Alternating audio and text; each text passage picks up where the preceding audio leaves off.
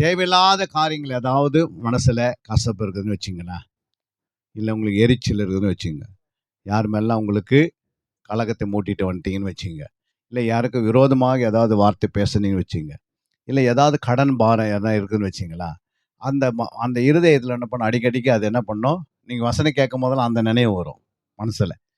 இல்லை நீங்கள் ஏதாவது இச்சையோடு பார்த்துட்டீங்க ஒரு பொருளை, சில யாரோடைய புடவை பார்த்துட்டீங்க, இல்லை யாரோட ட்ரெஸ்ஸை பார்த்தீங்க, அதுமாரி வாங்கணும் மனசில் அப்படியே தோண்டுதுன்னு வச்சு, இல்லை யாராவது செயின் போட்டதை பார்த்துருப்பீங்க, இல்லை யாராவது நெக்லஸ் போட்டதை பார்த்துருப்பீங்க, இல்லை யாருக்காவது கல்யாணம் நடந்ததை பார்த்துருப்பீங்க. ஏதாவது ஒரு உள்ளத்தில் என்ன பண்ணுது, நம்ம மனசில் இருந்தால் அது என்ன செய்யும், இந்த வசனம் போகாதபடி தடுக்கும். சரிங்களா? அதனால தான் ஆண்டவர் என்ன சொல்றாரு, உங்களுடைய இருதயங்களை என்ன பண்ணிக்க ஆயத்தப்படுத்திக்கணும்னு சொல்றாரு. இருதயம் ஆயத்தம் இல்லை அப்படின்னா என்ன பண்ண முடியாது. ஒரு இலை போட்டு சாப்பாடு பண்ணணும்னா இலை எப்படி இருக்கணும், அதை சுத்தமாக வைத்துக் கொள்ளணும், அந்த இடத்தையும் சுத்தமாக வைத்துக் கொள்ளணும், சாப்பாடையும் சுத்தமாக செய்து வச்சுக்கிறோம். கரெக்டாக அதை போட்டு நம்ம சாப்பிடும்போது நமக்கு ரொம்ப சந்தோஷப்படுறோம். புரியுங்களா? அந்த இடம் சுத்தமாக இல்லைன்னு வச்சிங்களேன், அந்த இலை சுத்தமாக இல்லைன்னா சாப்பிடும் போதெல்லாம் என்ன இருக்கும், மனசில் ஏதாவது வியாதி வந்துடும், நோய் வந்துடும், விளைவுன்னு வந்துடும் அப்படின்னு மனசு என்ன பண்ண, சாப்பிட்டு முடிகிற வரைக்கும் அதான் இருக்கும். சாப்பிட்டு இருக்கும் அதுனா அவன் மனசில். அப்போ என்னன்னா, ஆண்டுடைய வார்த்தையை நம்ம கேட்க வந்திருக்கிறோம். ஆண்டுடைய வார்த்தை என்ன சொல்லுகிறது என்று நமக்கு தெளிவு. இந்த வார்த்தைகளை இயேசு என்ன பண்ணார், நம்ம கையில் எழுதி கொடுத்துருக்கிறாரு. எத்தனை பேருக்கு தெரியும் இயேசு எழுதி கொடுத்துருக்கிறான்னு? எல்லாருக்குமே வசனம் ஆண்டவர் எழுதி நம்ம கையில் கொடுத்துருக்கிறாரு. இரண்டாவது, இந்த வசனம் இந்த வார்த்தைகள் வசனம்லாம் எப்படி ஜீவனா இருக்கிறது. எப்படி இருக்கு? ஜீவனா இருக்கிறது. வாசித்து பாருங்க அந்த வசனத்தை. நீதிமொழிகள் 4ஆம் அதிகாரம் 20ஆம் வசனம். நீதிமொழிகள் 4:20.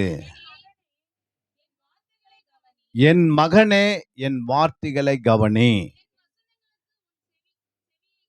என் வசனங்களுக்கு உன் செவியை சாய். அடுத்தது, அவைகளை உன் கண்களை விட்டு பிரியாதிருப்பதாக, அவைகளை உன் இருதயத்துக்குள் காத்துக்கொள். அடுத்தது, அவைகளை கண்டுபிடிக்கிறவர்களுக்கு அவைகள் ஜீவனும் அவர்கள் உடலுக்கெல்லாம் ஆரோக்கியமாம். எல்லா காவலோடும் உன் இருதயத்தை காத்துக்கொள், அதனிடத்தினின்று ஜீவ ஊற்று புறப்படும். அல்லேலூயா. இந்த வசனம் ஃபர்ஸ்ட் நீங்க இந்த வார்த்தையே உள்ள கொண்டு போன பிறகு அது ஒரு நாள் என்ன உண்டாயிடுது, ஜீவ ஊற்று. இப்ப நீங்க ஜீவ ஊற்று ஒரு ஊற்று வச்சு வீட்டு பக்கத்துல எப்படி இருக்கும், அந்த இடத்துல செடி எப்படி இருக்கும், பசுமையா மாறிடும். புரியுங்க? ஊற்று இல்லாத இடத்துல எப்படி இருக்குது செடிங்களா, ஆஞ்சி வைக்கிறது. அது மாதிரி நீங்களுக்கு உங்களுக்குள்ள வசனம் இல்லை அப்படின்னா உங்களுடைய இருதயம் எப்படி இருக்கு, வெறுமையான இருதயமா இருக்கும்.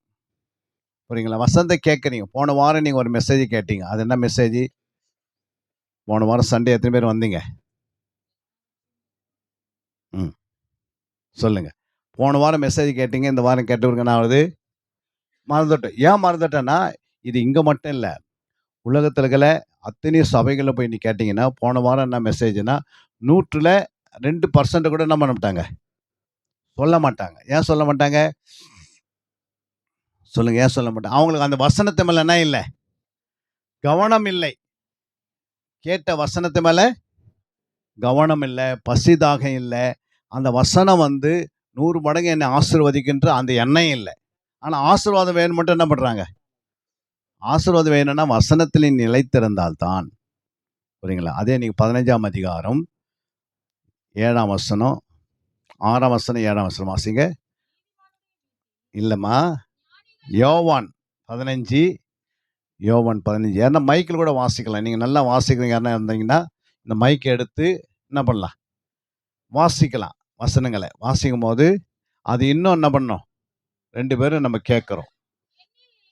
என்னில் நிலைத்திருங்கள், நானும் உங்களில் நிலைத்திருப்பேன். கொடியானது திராட்சை செடியில் நிலைத்திராவிட்டால் அது தானாய் கனி கொடுக்க மாட்டாதே. மாட்டாதது போல நீங்களும் என்னில் நிலைத்திராவிட்டால் கனி கொடுக்க மாட்டீர்கள். அல்லேலூயா. பாருங்க, நீங்க நிலைத்திருங்க. அந்த வார்த்தை உனக்குள்ள நிலைத்திருந்தால் நீங்க என்ன செய்யுங்க? கனி கொடுப்பீர்கள். அந்த வார்த்தையில நீங்கள் நிலைத்து இல்லைன்னா, போன வாரம் கேட்ட வார்த்தையில நீங்க மறந்துட்டீங்க. அப்ப நிலைத்து இல்ல, ஆனா கனி கொடுக்க மாட்டீங்கன்னு எல்லாருக்குமே தெரியும். பிசாசுக்கு தெரியும், ஆண்டவருக்கு தெரியும், உங்க மேய்ப்பருக்கு கூட தெரியும். அல்லேலூயா. ஏன்னா நீ போன வாரம் கேட்ட வசனம் என்ன ஆச்சு? மறந்துட்டோம். இந்த வாரம் கேட்க வர வசனம் அடுத்த வாரம் வரும்போது என்ன பண்ண போறோம்? மறந்துடுறோம். ஏன்னா இந்த வசனங்களை நீங்கள் என்ன செய்யணும்னா, ஒரு நல்ல ஒரு ஒரு ரூ. 25 ரூ. 30 ஒரு நோட்டு வாங்கணும். எத்தனை பேருக்கு? ஒரு நல்ல நோட்டு வாங்கி ஃப்ளைன் பேப்பர் போட்டு அதில் கிட்டத்தட்ட வந்து ஒரு 50 பேஜ்னா இருக்கணும். இல்லை 25 பேஜ் இருந்தால் போதும். 25, 30 ஒரு வருஷத்துக்கு எத்தனை வாரம்? 52 வாரம். இல்லை, இந்த 52 மெசேஜை பக்காவாக நோட் பண்ணுறதுக்கு ஒரு ரூ. 25 பயன்படுத்தி அந்த நோட்டு வாங்கின்னு வந்து அந்த நோட்ஸில் என்ன பண்ண, அந்த வசனங்களை சொல்கிற வசனம் தான் கரெக்டாக எழுதி, புரியுங்களா, அந்த வாரம் ஃபுல்லாக உங்கள் வீட்டில் போய் என்ன பண்ணோம்? குடும்ப ஜபத்தில், அதிகாலை ஜபத்தில், மத்தியானத்தில் நீங்கள் குடும்ப ஜபத்தில் ஜெபிக்கும் போது என்ன வசனம் சொல்லப்பட்டது இந்த வாரம், என்னோட இயேசு என்ன வசனத்தோடு பேசினாரு, புரியுங்களா, இந்த வசனம்லாம் என்ன பண்ணோம்? நீங்கள் உங்கள் வீட்டில் அபியாசம் பண்ணணும். அல்லேலூயா. ஏன்னா நீங்கள் நிலைத்திருந்தால் தான் என்ன பண்ண முடியும்? கனி கொடுக்க முடியும். நீங்கள் நிலைத்திராவிட்டால் நீங்கள் கனி கொடுக்க முடியாது. நீங்கள் என்னிலும் என் வார்த்தை உங்களிலும் நிலைத்திருந்தால் நீங்கள் கனி கொடுப்பீர்கள், மிகுந்த கனி கொடுப்பீர்கள். இப்ப கனி இல்லை அப்படின்னா அந்த மரம் எதுக்கு? அந்த மரம் வெட்டுண்டு அக்னியிலே போடப்படும். ஒரு நாள் ஆண்டவர் வரப்போகிறார், தன் தூதர்களை அனுப்புவார், சபைகளுக்குள்ள வருவாங்க ஸ்தோத்திரர்கள்லாம். அந்த சபையை தேடி பார்ப்பார். கனியில்லாத மரம், கனியில்லாத மக்கள், கனியில்லாத விசுவாசி, கனியில்லாத மூப்பர்கள், கனியில்லாத சகோதரிகள், கனியில்லாத சகோதரர்கள், கனியில்லாத பாஸ்டர், யாராக இருந்தாலும் என்ன பண்ண மாட்டார். அந்த மரம் வந்து இந்த சபை என்ன பண்ணுது? தோட்டத்தை என்ன பண்ணிடுது? அது கனியில்லாத மரம் தோட்டத்தை என்ன பண்ணும்? அடுத்த மரம் வராதபடி தடுக்கும், அடுத்த செடி வராதபடி தடுத்துரும். அதனால அந்த வெட்டுண்டு அக்னியிலே போடப்படும். எத்தனை பேர் நீங்க அக்னிக்கு போறதுக்கு ரெடியா இருக்கிறீங்க? யாருமே இல்லை. அல்லேலூயா. எல்லாம் பரலோகத்துக்கு போறதுக்கு தான் ரெடியா இருக்கு. ஆனா கனி கொடுக்கலையே. கனி என்ன பண்ண முடியல.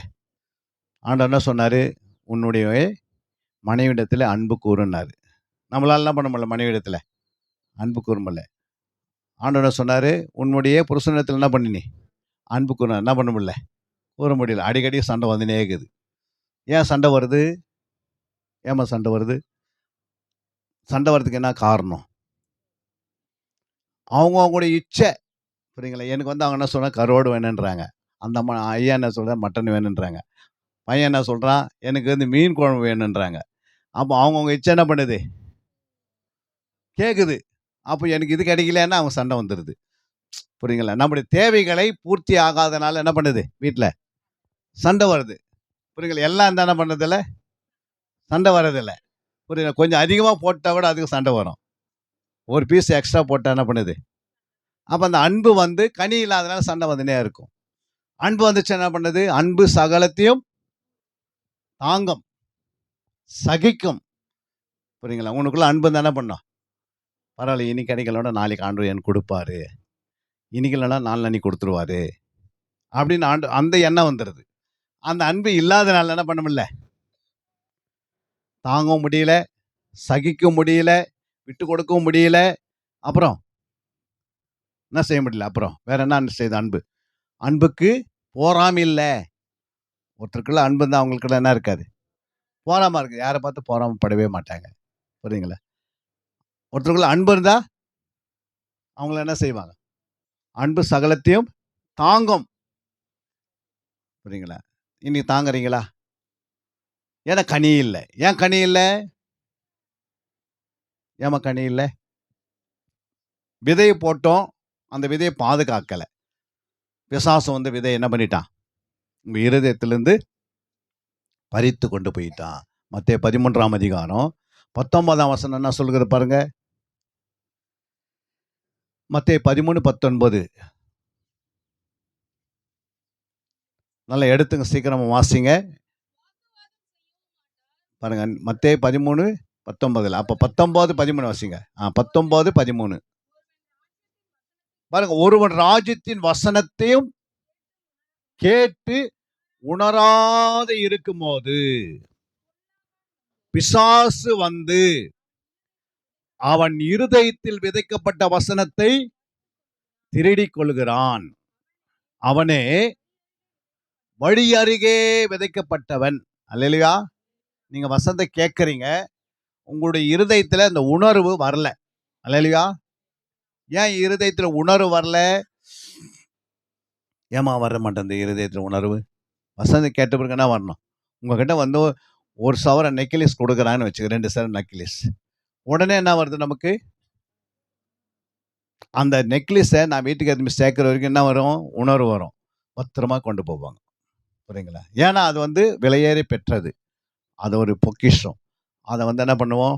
அதே வந்து ஒரு காடா துணியில ஒரு பை தைச்சு கையில் கொடுக்குறாங்க. நீ வீட்டுக்கு போகிறவங்க எப்படி போவீங்க? அதை மறந்துட்டு போயிடுவீங்க. அது பையில் வச்சுருங்க, அதை குறித்து யோசிச்சுன்னு போவோம். ஆனால் அவன் கொடுத்த நகையை மட்டும் என்ன பண்ணுறோம்? அதை ஒரு நாளும் உணர்வு இல்லாத போக மாட்டோம், உணர்வோடு போவோம். அந்த அந்த நகை கொண்டு வீட்டில் சேர்க்கிற வரைக்கும் எப்படி இருப்போம்? பஸ்ஸில் ஏறும்போது எச்சரிக்கையாக இருப்போம், ட்ரெயினில் ஏறும்போது எச்சரிக்கையாக இருப்போம், டூ வீலரில் போகும்போது எச்சரிக்கையாக இருப்போம். ஒரு வீட்டுக்கு போனாலும் அந்த பையன் என்ன பண்ண மாட்டோம்? டக்குன்னு வந்து அந்த அம்மா சொல்லணும், பை இங்கே வச்சுட்டே நீங்கள் போய் பாத்ரூம் போயிட்டு வந்தோட பாத்ரூமுக்கு போகும்போதே கொண்டு பையன் என்ன பண்ணுவோம் கையில்? ஏன்னா அதில் வந்து என்ன இருக்குது? அவங்களே நம்ப மாட்டாங்க. ஃபோன் இடத்துல அவன் கோடீஸ்வரன் இருந்தால் கூட இந்த நகை என்ன பண்ணுறது? ஏன் அப்படின்னா அது விலையேறி பெற்றது. அதை காட்டிலும் வசனம் அதை காட்டிலும் விலையேறி பெற்றது. அந்த வசனத்தை என்ன செய்யலை? நம்ம செய்யலை. இருதயத்தில் வைத்து உணர்வு அடையலை. புரியுங்களா? இருதயத்துக்கு போயிடுச்சு வசனம், ஆனால் அந்த வசனம் என்ன பண்ணல? உணர்வு அடையலை. ஏன் உணர்வு அடையலை? அதுக்கு பாருங்க, அங்கே வசனம் சொல்றாரு. சங்கீதம் 49ஆம் அதிகாரம் 3ஆம் வசனம் என்ன சொல்லுகிறது? சங்கீதம் 49:3. என் வாய் ஞானத்தை பேசும், என் இருதயம் உணர்வை தியானிக்கும். போதும். என் இருதயம் உணர்வை. அப்ப என் இருதயத்துல அந்த வசனத்தை என்ன செய்யணும்? உணர்வு அடையணும். என்ன பண்றோம்? இப்ப அரிசி வந்து சோறா மாறணும், என்ன செய்யணும்? அனல் மூட்டணும். அக்னி மூட்டினீங்கன்னா அது என்ன? அதுக்கு பார்த்தா உணர்வு. அந்த அரிசி சோறா மாறிடுது. சோறா மாறின பிறகு அது பிறகு அந்த சோறை என்ன பண்ண முடியாது? நம்ம பண்ண முடியாது. சோறை மறுபடியும் அரிசி கிட்ட வராது. அது மாதிரி வந்து உங்களுடைய இருதயத்துல வசனம் வந்த பிறகு அந்த வசனத்தை நீ சிந்திக்கும் போது தான் தியானம். சிந்திக்கும் போது இந்த வசனம் என்ன பண்ணுது? உடையுது. எப்படி அரிசி சோறா மாறுதோ அதே போல இந்த வசனம் உடையுதுன்னா என்ன அர்த்தம்னா, இந்த வசனம் வந்து உணர்வடைந்து அந்த வசனத்துக்குள்ள ஜீவ ஊற்றுக்குது. என்ன ஊற்றுக்கு? அதான் ஜீவ தண்ணீர்னு சொல்லுவார் ஆண்டவர். புரியுங்களா? ஜலன்னு சொல்றாரு. இந்த வசனத்துக்குள்ள இருக்கிற ஜீவ தண்ணீர் என்ன பண்ணுதுன்னா, இந்த வசனம் இருதயத்துல உணர்வு அடைந்த பிறகு ஆட்டோமேட்டிக்கா என்ன பண்ணிடுது? எப்படி ஆகாரம் வயிற்றுல போய் ஜீரணம் அடைஞ்ச பிறகு அதுல இருக்கிற சத்து என்ன பண்ணுது? ரத்தத்தில் போய் கலக்கிற மாதிரி, அதே போல அந்த வசனம் நம்முடைய இருதயத்துல போய் உணர்வு அடையும் போது, நீங்க தியானிக்கும் போது உணர்வு வந்ததுல அந்த உணர்வு அடையும் போது இந்த வசனத்துக்கு ஜீவ ஊற்று புறப்பட்டு போய் உங்க ஆத்மால என்ன பண்ணுது? ஆத்மால போய் உங்களுக்கு ஒரு ஆத்மா இருக்குது. எத்தனை பேருக்கு ஆத்மா இருக்குது? இங்க இருக்கிறவங்க எல்லாருக்குமே ஆத்மா இருக்குது. அந்த ஆத்மா எப்படி இருக்குதுன்னா, ரொம்ப பசி தாகமா இருக்கும். புரியுங்களா? அந்த பசி தாகத்தை தீர்க்கிறது எதுனா வசனம். என் வசனம் அதான் சொல்றாங்க. அந்த சமாரிய ஸ்திரிகிட்ட நான் கொடுக்குற தண்ணியும் என்ன பண்ண மாட்டேன்? குடிச்சேன்னா ஒரு நாள் உனக்கு தாகமே வராது. இன்னைக்கு நமக்கு ஏன் தாகம் வருது அப்படின்னா, வசனத்தை கேட்கணும் அப்படின்னு ஏன் வருது? என்னன்னா, வசனத்தை கேட்கிறோம், ஆனா அதை மறந்துடுறோம். ஆனா ஒரு முறை நீ தாகம் அடைஞ்சிட்டேன்னா அது பிறகு அந்த தாகம் நித்திய ஜீவன் வரைக்கும் கொண்டு போயிடுது. அல்லேலூயா. அந்த ஒரு வசனம் உள்ள போறதுக்கு பிசாசு என்ன பண்றான்? போகாதபடிக்கு உன் இருதயத்திலிருந்து எப்படியாவது அவன் முயற்சி பண்ணி அந்த இருதயத்தில் வசனத்தை ஏத்துட்டானா, அது பிறகு உன் ஆத்மா எப்பவுமே எப்படி இருக்கும்? வெறுமையா இருக்கும். புரியுங்களா? ஒரு ஊற்று வருதுன்னா, அந்த இடம் எப்போ பசுமையா இருக்கிற மாரி, ஒரு ஜீவ ஊற்று தண்ணீர் வந்து ஆத்துமகள் போய் விழுந்துச்சுன்னு வச்சுக்க, உடனே மனமகிழ்ச்சியா இருப்பாங்க. அவங்க என்னங்கன்னா, எவ்வளோ குழந்தை கூட பாவங்க ஃபெயில் ஆயிட்டாங்க. அவங்க வீட்டுக்காருக்கு கொஞ்சம் சம்பளம் வரல. என்னது? இந்த மாசம் சம்பளம் வரல வீட்டுக்காருக்கு. குழந்தை சரியா படிக்காது ஃபெயில் ஆயிட்டான். அப்புறம் வீட்ல வந்து என்ன இல்ல, கரண்ட் இல்ல. வீட்ல சரியான கேஸ் இல்ல. அப்போ அவங்க எப்படி இருக்கிறாங்க? சந்தோஷமா இருக்கிறாங்க. என்னங்க இவ்ளோ 4 காரியம் உங்க வீட்ல இல்லாதனால, நீங்க எப்படி இருக்கணும்? கவலையா இருக்கணும், வேதனையா இருக்கணும், துன்பமா இருப்பாங்க. இருப்பாங்களா? இருக்க மாட்டாங்களா? ஆனா அவங்க என்ன சொல்றாங்க? குழந்தை வந்து கம்மியா மார்க் ஆகி ஃபெயில் ஆயிடுச்சு. பரவாயில்லங்க, எங்க பிள்ளை ஃபெயில் ஆனது நல்லது தான். எல்லாமே சகலமும் ஆண்டவர் மூலமா நன்மைக்கு ஏதுவா நடக்கிறது. அதனால அடுத்த வருஷம் என்ன பண்ணிடுவான் அவன்? அதிகமான மார்க் எடுத்து பாஸ் பண்ணுவான் அப்படின்னு ஆறுதல் வார்த்தை பேசுறாங்க. ஏன் அப்படின்னா, அவங்களுக்குள்ள என்ன இருக்குது? இருதயத்துல என்ன இருக்குது? ஆத்துமாவுல ஜீவ தண்ணீர் இருக்குது. அதனால அது ஆறுதலான வார்த்தை பேசுது. ஏங்க கேஸ் இல்லையே? 4 நாள் அவன் கேஸ் இல்லங்க. 4 நாள் கேஸ் இல்லனாலும் பரவால்ல. 4 நாள் ஃபாஸ்டிங் போட்டு நான் ஜெபம் பண்ணினே இருப்பேன். ஒரு நன்மைக்கு தான் எங்க ஆண்டவர் என்ன பண்ணுவாரு எனக்கு? கேஸ் வராதபடி பாதுகாத்தாரு. அல்லேலூயா! அப்ப 4 நாளு நம்மளுக்கு அந்த வசனம் ஜீவ ஊற்று இல்ல ஆத்துமாலாம் என்ன பண்ணுவோம்? அக்கம் பக்கம் ஓடுவோம். எங்கனா கேஸ் குடுங்கன்னு. யாரும் குடுக்கல. அப்ப நம்ம என்ன பண்ணுவோம்? கவலைப்படுவோம். இந்த ஏரியால எத்தனையோ பேருக்கு நான் உதவி செய்யேம்மா. எத்தனையோ பேர் நன்மை செய்தேன். ஆனா எனக்கு கஷ்டப்படும்போது யாருமே என்ன பண்ணல? உதவி செய்யலன்னு அப்படியே வாயெல்லாம் என்ன பண்ணுவாங்க? போட்டு அங்க இங்க திட்டுவாங்க. வீட்டுக்காரர் என்ன ப்ராப்ளம்னு கேட்டா, உடனே சொல்லுவாங்க, "பாருங்க கேஸ் ஆயிடுச்சு. நான் எத்தனையோ பேருக்கு உதவி செய்தேன். ஆனா இந்த நேரத்துக்கு கேட்ட நேரத்துல யாரும் என்ன பண்ணல எனக்கு? உதவி செய்யலன்னு" வீட்டுக்காரர் போட்டு திட்டுவாங்க. திட்டுவாங்களா? திட்ட மாட்டாங்க. ஏன் அப்படின்னா, அவங்களுக்குள்ள ஜீவ ஊற்று இல்ல. அதனால அந்த ஆறுதலான அதே வந்து நீங்க ஜீவ ஊற்று உள்ள இருந்துச்சுன்னா, என்ன பண்ணுவீங்க? உங்க வீட்டுக்காரர் வரும்போது அமைதியா இருந்து, "என்னங்க?" அப்படின்னா, நீ சொல்லுவீங்க, "நம்ம இன்னைக்கு ஒரு 2, 3 நாள் உபவாசம் இருந்து ஜெபம் பண்ணலாம்." அப்படின்னுவாங்க. ஏன் அப்படின்னு கேஸ் இல்லாதனால, நம்ம என்ன பண்ணலாம்? சாப்பாடு செய்ய வேண்டிய அவசியம் இல்ல. தண்ணி குடிச்சிங்கன்னு நம்ம என்ன பண்ணிடலாம்? ஒரு 3 நாள் எஸ்தர் அம்மா என்ன பண்ணாங்க? தேசத்துக்காக ஜெபம் பண்ணது போல நம்ம என்ன பண்ணுவோம்? ஒரு 3 நாள் இது ஒரு நன்மையா ஆண்டவர் நமக்கு இவ்வளோ நன்மை குடுத்துட்டாரு. அப்படியே அவங்க என்ன பண்ணுவாங்க? ஜெபத்துக்கு போயிடுவாங்க. அல்லேலூயா! அங்காளாய்க்க மாட்டாங்க. வேதனைப்பட மாட்டாங்க. ஏன்னா இருதயத்துல என்ன இருக்குது? ஜீவ தண்ணீர் இருக்குது. அந்த ஜீவ தண்ணீர் யாரு? இயேசு கிறிஸ்து. அந்த இயேசு கிறிஸ்து கொடுத்த அந்த வார்த்தையிலேருந்து ஜீவ தண்ணீர் உங்க ஆத்துமால இருக்குது. அதே பாருங்க, ஒரு ஐசுவரியவன் சபைக்கு வந்திருந்தான். 24 மணி நேரம் சபைக்கு வந்து எல்லாமே செய்தான். தசமாங்க கொடுத்தான், எல்லாமே கொடுத்தான். ஆனா இந்த வசனத்து மேல அவனுக்கு என்ன இல்லாது போயிடுச்சு? பஸ்ஸு தாங்க இல்லாது போயிடுச்சு. இன்னைக்கு கூட நீங்க நெறைய பேரு வந்திருக்கிறீங்க. சிலவங்க வந்து சும்மா ஏதாவது திருந்த வரைக்கும் எடுத்துட்டு போயிடலாம். புரியுங்களா? மாசம் மாசம் ஒரு திருவிந்து எடுத்துட்டாவே பரலோகத்துக்கு அப்படின்னு பைபிள்ல எங்கேயுமே என்ன பண்ணல. திருவிந்து எடுத்தா பரலோகத்துக்கு போகணும்னு எழுதி வச்சிருந்தா கூட, நம்ம யாருமே வசனம் வாசிக்க வேண்டிய அவசியமே கிடையாது. திருவிந்து வரைக்கும் எடுத்துட்டு காலத்த ஓட்டிடலாம். அல்லேலூயா! பைபிள் எதுக்கு? பைபிள் தேவையா? திருவிந்து எடுத்தா பரலோகத்துக்கு போனா, பைபிள் தேவையே இல்ல. பைபிள்லாம் விட்டுட்டு என்ன பண்ணலாம்? பெருமையாக வரலாம் திருவிந்து அன்னைக்கு. அப்படின்னு ஒருத்தர் சிலவங்க நம்பி வருவாங்க. திருவிந்து எடுத்துட்டு எங்க போயிடலான்னு. ஆனா திருவிந்து எடுத்துட்டா பிசாசு உள்ள போவான்னு யாருக்குமே தெரியாது. அன்னைக்கு தான் பிசாசு உள்ள போவான். என்னைக்கு? திருவிந்து எடுக்க அன்னைக்கு எடுத்து அப்பத்தை பிடித்து என்ன பண்ணாரு ஆண்டவரு? யூதாஸ் கிட்ட குடுத்தாரு பந்தியில. உடனே பிசாசு என்ன பண்ணான்? நேரா வந்து உள்ள நுழைஞ்சிட்டு, அன்னிலேருந்து அவனுடைய பின்மாற்றம் பயங்கரமா பின்மாற்றம் அடைஞ்சான். நம்ப அப்படி ஏன் வரேன்னா, நம்ம வசனத்து மேல பசி தாகம் இருந்துச்சுன்னா, நம்ம பரிசுத்தமா இருந்தோம்னா தான் திருவிந்து எடுக்கணும். திருவிந்து எடுத்தவருக்கு பரிசுத்தம் ஆகன்னு வசனத்துல எங்குமே எழுதல. நெறைய பேர் திருவிந்து எடுத்தா தான் பரிசுத்தம் ஆகன்னு நெனச்சுன்னுருக்கிறாங்க. அப்படிதான் நெனைக்கிறாங்க. திருவிந்து எடுத்துட்டா என்ன ஆயிடுவாங்க? அப்படி சொல்ல. பரிசுத்தமா இருக்க தான் திருவிந்து எடுக்கன்னு வசனம். அப்போ வசனம் பரிசுத்தம். அந்த வசனத்தை நீ உள்ள விழுங்கன்னா, உன்னை பரிசுத்தமாக்கணும் தான் எடுக்கணும் என்று யோவான் 17ஆம் அதிகாரம் 17ஆம் வசனம் சொல்லப்பட்டிருக்குது. வாசிங்க. யோவான் 17:17 வாசிங்க சத்தமா. உம்முடைய சத்தியத்தினாலே அவர்களை பரிசுத்தமாக்கும். உம்முடைய வசனமே சத்தியம். பாருங்க, உம்முடைய வசனத்தினால அவர்களை பரிசுத்தமாக்கும். அப்ப இந்த வசனம் வந்து ஒரு விதையா இருக்கிறது. என்ன இருக்கிறது?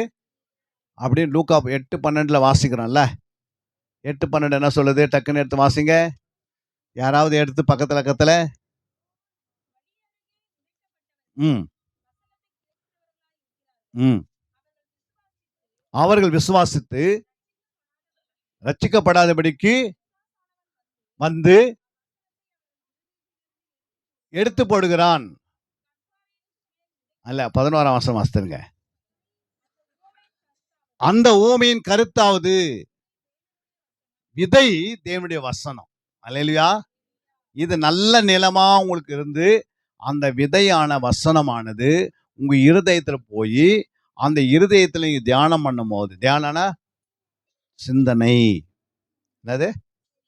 ஏன்னா தியானத்துக்கும் சிந்தனைக்கும் பக்கத்துல உணர்வுன்னு வரும். நீ எங்கன்னா பைபிள்ல போய் பாருங்க, சிந்தனைக்கு அடுத்தது சிந்தனை அடைந்து உணர்வு அடைந்தாங்க.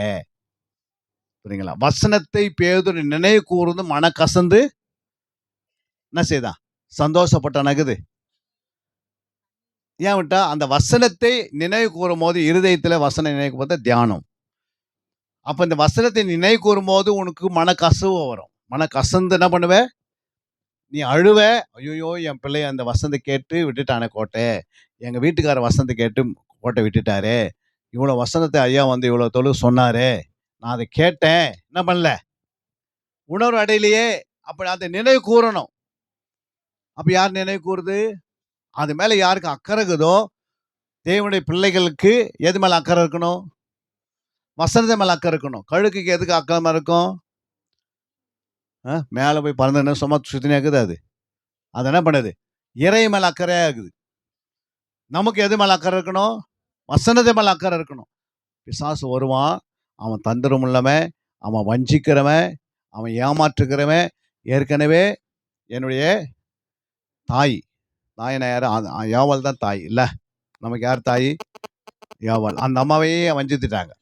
பிசாசு அந்த ஜீவன் உள்ளவர்களுக்கு தாய். அப்போ அவங்க என்ன பண்ணிட்டாங்க? வஞ்சிக்கப்பட்டாங்க. ஐயோ, நம்மளும் அது மாதிரி அந்த ரூட்லயே போயிடக்கூடாது.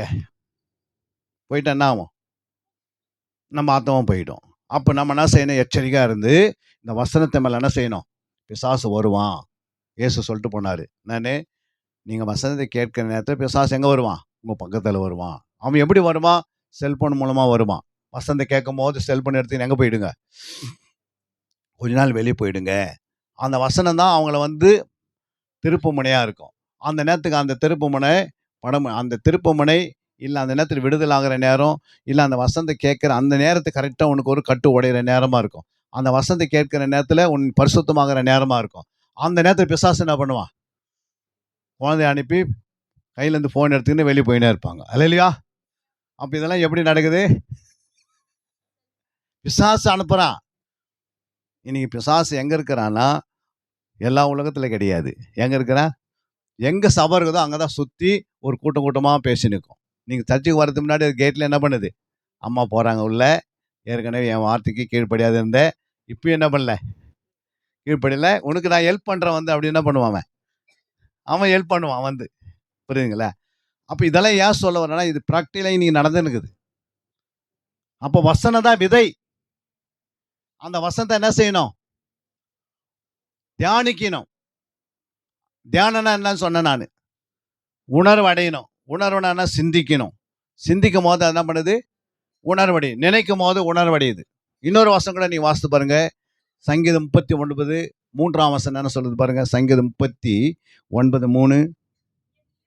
என் இருதயம் எனக்குள் அனல் கொண்டது, நான் தியானிக்கையில் அக்னி மூண்டது. அப்போது என் நாவினால் என்ன பண்ண? விண்ணப்பம் செய்தேன். அப்ப ஆண்டவர் என்ன சொல்றாரு? என் இருதயம் எப்போது எப்படி இருக்கணும்? அனலா இருக்கணும். அப்ப நம்முடைய இருதயம் எப்படி இருக்கு? சொல்லுங்க. நம்முடைய இருதயம் எப்படி இருக்கு? அனல் இல்லாத இருக்கிறது. அல்லேலூயா. நம்முடைய இருதயத்தை நம்ம தான் என்ன செய்யணும்? அனலா வைத்துக் கொள்ள வேண்டும். அல்லேலூயா. அனலா வைக்கணும் என்ன செய்யணும்? எப்பவுமே அனலா இருக்கணும் என்ன செய்யணும்? எப்பவுமே அனலா இருக்கணும்னா என்ன செய்யணும்? ஜெபம் பண்ணினே இருந்தீங்கன்னா என்ன பண்ணும்? இருதயம் அனலா இருக்கும். ஜெபத்தை விட்டுட்டா எப்படி ஆயிடுது இருதயம்? தியானித்து கொண்டே இருந்தா இருதயம் அனலா இருக்கும். வசனத்தை சிந்தித்து கொண்டே இருந்தா வசனம் குறித்து பேசினே இருக்கணும். வசனம் குறித்து கேட்டுக்கினே இருக்கணும். வசனம் குறித்து வசனத்தை விடவே கூடாது. புரியுங்களா? ஐயோ, எனக்கு வந்து அந்த கவலை இந்த கவலை எனக்கு வந்து வேலை கிடைக்கல, அதெல்லாம் இல்லை. நீ வசனத்தை நினைவு கூர்ந்தால், என் வசனத்து மேல உனக்கு பசிதாக இருந்தால், புரியுங்களா? முதலாவது தேவனுடைய ராஜ்யத்து மேல உனக்கு நம்பிக்கை இருந்தால், தேவனுடைய ராஜ்யத்தை நீ தேடிக்கொண்டே இருந்தால், ஆட்டோமேட்டிக்கா என்ன பண்ணும்? இவைகள் எல்லாம் உமக்கு என்ன பண்ணும்? ஆட்டோமேட்டிக்கா குடுத்துன்னே வருவார். நீங்க போய் எனக்கு வந்து பிள்ளைங்களுக்கு வேலை இல்ல, எனக்கு பிள்ளை பாக்கியம் இல்ல, எனக்கு வந்து வியாதி, நோய், எனக்கு வந்து அதிகமான கடன் பாரம், எனக்கு சரியான வீடு இல்ல, அப்படிலாம் நீங்க நினைக்கவே கூடாது. அல்லேலூயா! அதாவது நம்மளை பெற்றெடுத்த தேவனுக்கு எல்லாமே தெரியும். உனக்கு என்ன வேணும்னு அவருக்கு தெரியும். நீங்க போய் கஷ்டப்பட்டு உங்க நேரத்த வந்து பைபிள் படிக்கிற நேரத்துக்கும், ஜெபம் பண்ற நேரத்துக்கும், அப்புறம் ஆலயத்துக்கு வர நேரத்தெல்லாம் உலகத்துக்காக ஓடிக்கொண்டிருக்க வேண்டிய அவசியம் கிடையாது. அல்லேலூயா! உனக்கு என்ன வேணும்னு அவருக்கு தெரியும். நீ அவரை தேடி, அவர் முகத்தை நீ பார்த்துக்கினே, அவருடைய சமூகத்துல போய், நீ முழங்கால் படியிட்டு, இந்த தேசத்துக்காக கதறி, கதறி நீ அழுது கொண்டு, ஆண்டவரே எங்க தேசத்துல, எங்க வீட்டு பக்கத்துல, எங்க ஊர்ல ஜனங்கள் வந்து மனம் திரும்பணும் ஆண்டவரே. அவங்க அறியாம என்ன செய்றாங்க? கல்லையோ, மண்ணையோ என்ன பண்றாங்க? வணங்குறாங்க. புரியுதுங்களா? கல்லுல என்ன பண்ண முடியாது? கடவுள உண்டாக்குனாலும் அது பேசாது. மண்ணுல உண்டாக்குனாலும் பேசாது. அந்த அறிவு இல்லையா ஆண்டவரே அவங்களுக்கு. நீங்க அவங்களுக்கு அறிவு கொடுங்க அப்பான்னு கதறி அழுது, இப்ப 4 ஆத்துமாக்காக நீ ஜெபம் பண்ணினே இருந்தா, உன்னுடைய தேவைகள்லாம் அவரு என்ன பண்ணுவாரு? அமுக்கி குலுக்கி சரிந்து விழுகிறபடி என்ன பண்ணுவாரு? உன் தேவைகள்லாம் சந்திப்பாரு. அல்லேலூயா! நீ ஜெபம் பண்ணி, ஆண்டவரே எனக்கு சோறு வேணும், எனக்கு பிள்ளைங்களுக்கு கல்யாணம் ஆகணும்னு ஜெபிக்க வேண்டிய அவசியமே கிடையாது. புரியுங்களா? நம்ம ஏன் ஜெபிக்க வேண்டியதில்ல? அப்பா பிள்ளைங்க வந்து நீங்க உங்க பிள்ளைங்க இருக்கிறாங்க. எனக்கு அந்த பிள்ளைங்க வந்து 8 வயசு ஒரு குழந்தை இருக்குது. இல்ல 12 வயசு இருக்குது. நீங்க காலையில சோறு செய்தீங்களா? காலைல பிரேக்ஃபாஸ்ட் செய்தீங்களா? மதியானம் என்ன செய்ய போற? நைட் என்ன செய்ய போறன்னு கேட்டுனேங்கிறாங்க. லிஸ்ட் போட்டு குடுன்னு. உங்க பிள்ளைங்க. கிறிஸ்துமஸ் வருது. வரதுக்கு 25ஆம் தேதி இருக்கு. எனக்கு என்ன துணி வாங்க போறேன்னு 2 மாசத்துக்கு முன்னாடி லிஸ்ட் போட்டு குடுன்னு கேட்குது. இல்ல. ஏன் கேட்கல? அந்த பெத்தவங்க அந்த பிள்ளைங்களுக்கு என்ன குடுக்கணும்னு சிறப்பான அந்த பிள்ளை கீழ்ப்படிந்து, அந்த பிள்ளை சொல்றதெல்லாம் வார்த்தைக்கு கீழ்ப்படிந்த பெற்றோர்கள் என்ன பண்றாங்க? அ நகை போட்டதோட வித்துட்டு, அந்த பிள்ளைக்கு எல்லாத்தையும் வாங்கி குடுத்துர்றாங்க. அல்லேலூயா! கல்யாணம் பண்ண உடனே வீட்டையே என்ன அடமானம் வச்சுட்டு கல்யாணம் பண்ணிருவாங்க. என் பிள்ளைக்கு தானே அப்படின்ட்டு. ஏன் அப்படின்னா, ஒரு தாயே இந்த அளவுக்கு தகப்பனை இப்படி செய்தா, இந்த உலகத்தை படைத்த தேவன், ராஜாதி ராஜா, நித்திய ராஜா, ஜீவனுள்ள தேவன், சர்வ வியாபி. அவர் என்ன செய்வாரு? இதை விட உனக்கு 100 மடங்கு செய்வாரு. எத்தனை மடங்கு? 100 மடங்கு செய்வாரு. நாம அவர் முகத்தை பார்க்கிறதே கிடையாது. அவர் முகத்தை நீங்க பார்த்துக்கிறீங்களா இதுவரைக்கும்? இயேசுவுடைய முகத்தை யாரெல்லாம் பார்த்துக்கிறீங்க? ஒரே ஒரு குழந்தை பார்த்துருக்கு. வேற யாருன்னா பார்த்துக்கிறீங்களா? அவர் முகத்தை எப்படி பார்க்க முடியும்? வார்த்தையினால பார்க்க முடியும். கரங்கள் தட்டுங்க சகோதரிக்காக. அவருடைய முகத்தை வார்த்தையினால தான் பார்க்க முடியும். புரியுங்களா? வார்த்தை இல்லை என்றால், அந்த வார்த்தைக்கு அர்த்தம் தெரியலன்னா, அந்த வசனம் வந்து வேஸ்ட். ஒவ்வொரு வார்த்தைக்கு என்ன வேணும்? அர்த்தம் வேணும். வாசிங்க அந்த வசனத்த. நெகேமியா 8:8 வாசிங்க. நெகேமியா 8ஆம் அதிகாரம் 8ஆம் வசனத்த வாசிங்க.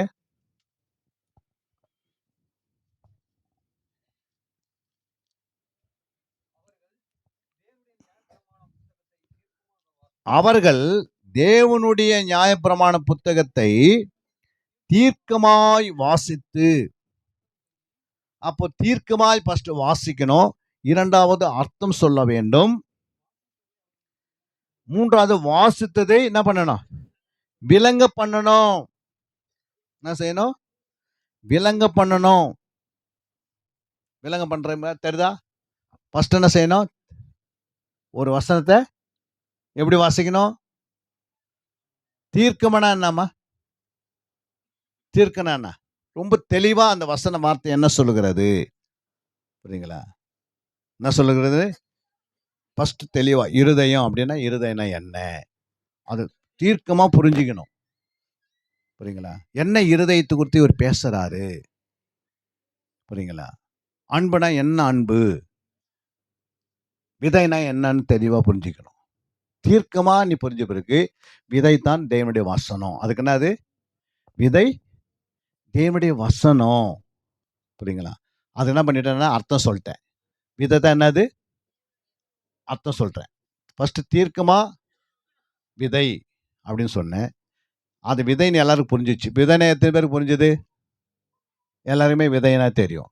புரியுங்களா? இப்ப விதைக்கு நான் என்ன பண்ணிட்டேன்? அர்த்தம் சொல்றேன். நான் அர்த்தம் விதைனா என்னம்மா?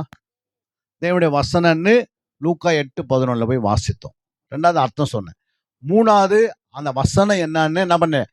விளக்குனேன். உனக்கு விளக்கி காட்டினேன். வசனம்னா என்னம்மா? அப்படின்னா வசனத்துக்குள்ள வந்து ஜீவ தண்ணீர் இருக்கிறது, ஜீவ ஆவி இருக்கிறது, ஜீவ அந்தம்மா ஜீவ தண்ணீர் தான் ஊற்று.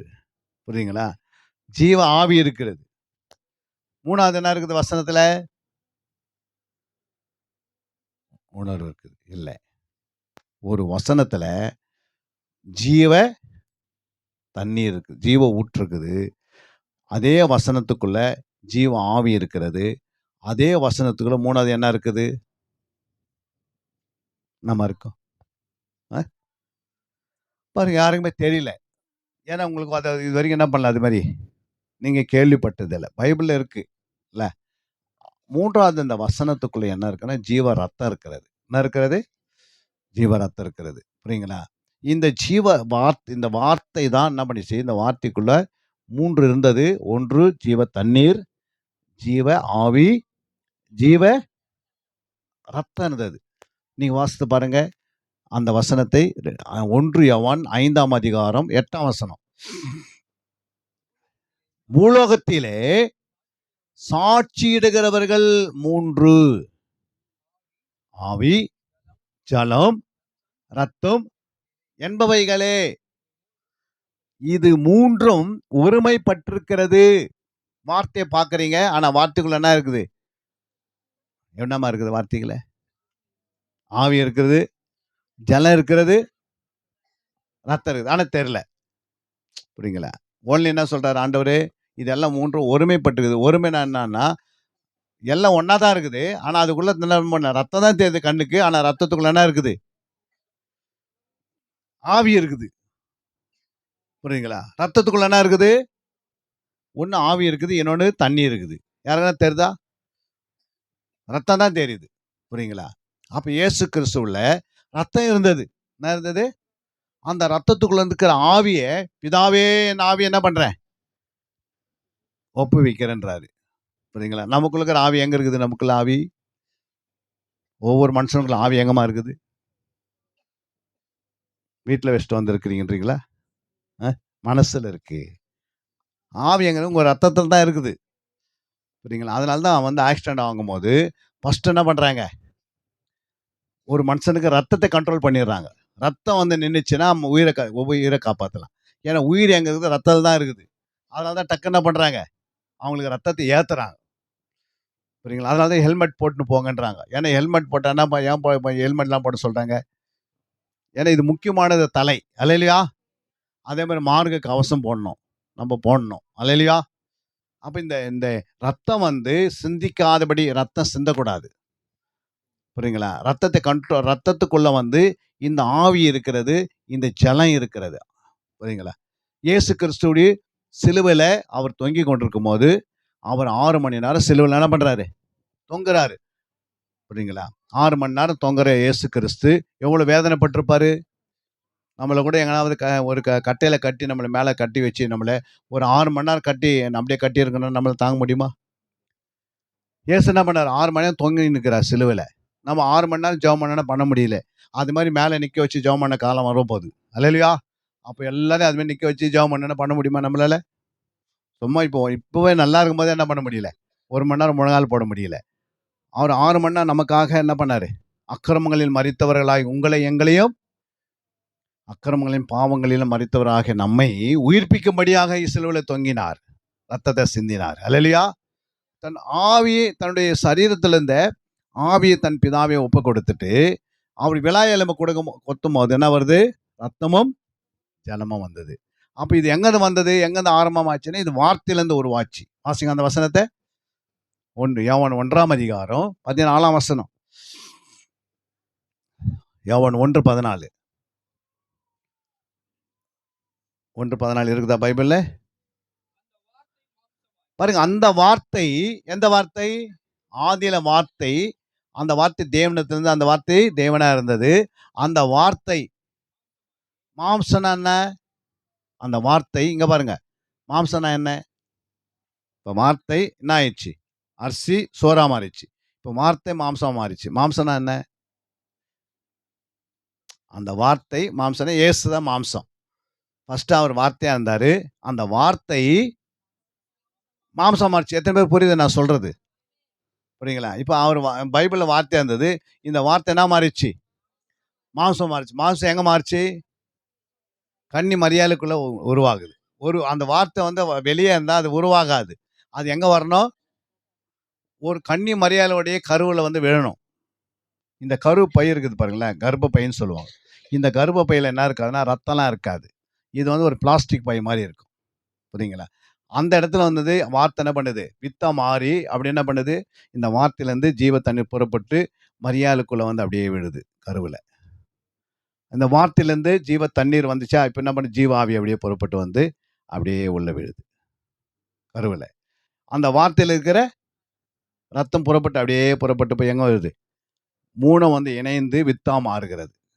வார்த்தை ஒத்தா வித்து. அல்லேலூயா! அது எங்க இருக்குது வார்த்தை வித்துன்னு?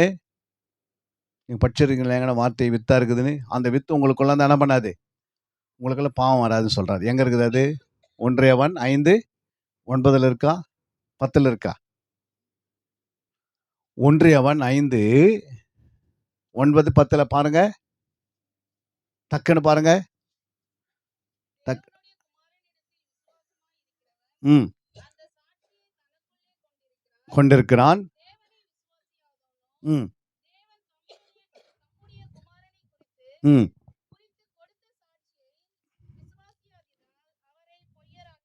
அங்க வார்த்தை வித்தா இருக்குது சொல்லுங்க. வித்து எங்க இருக்குது?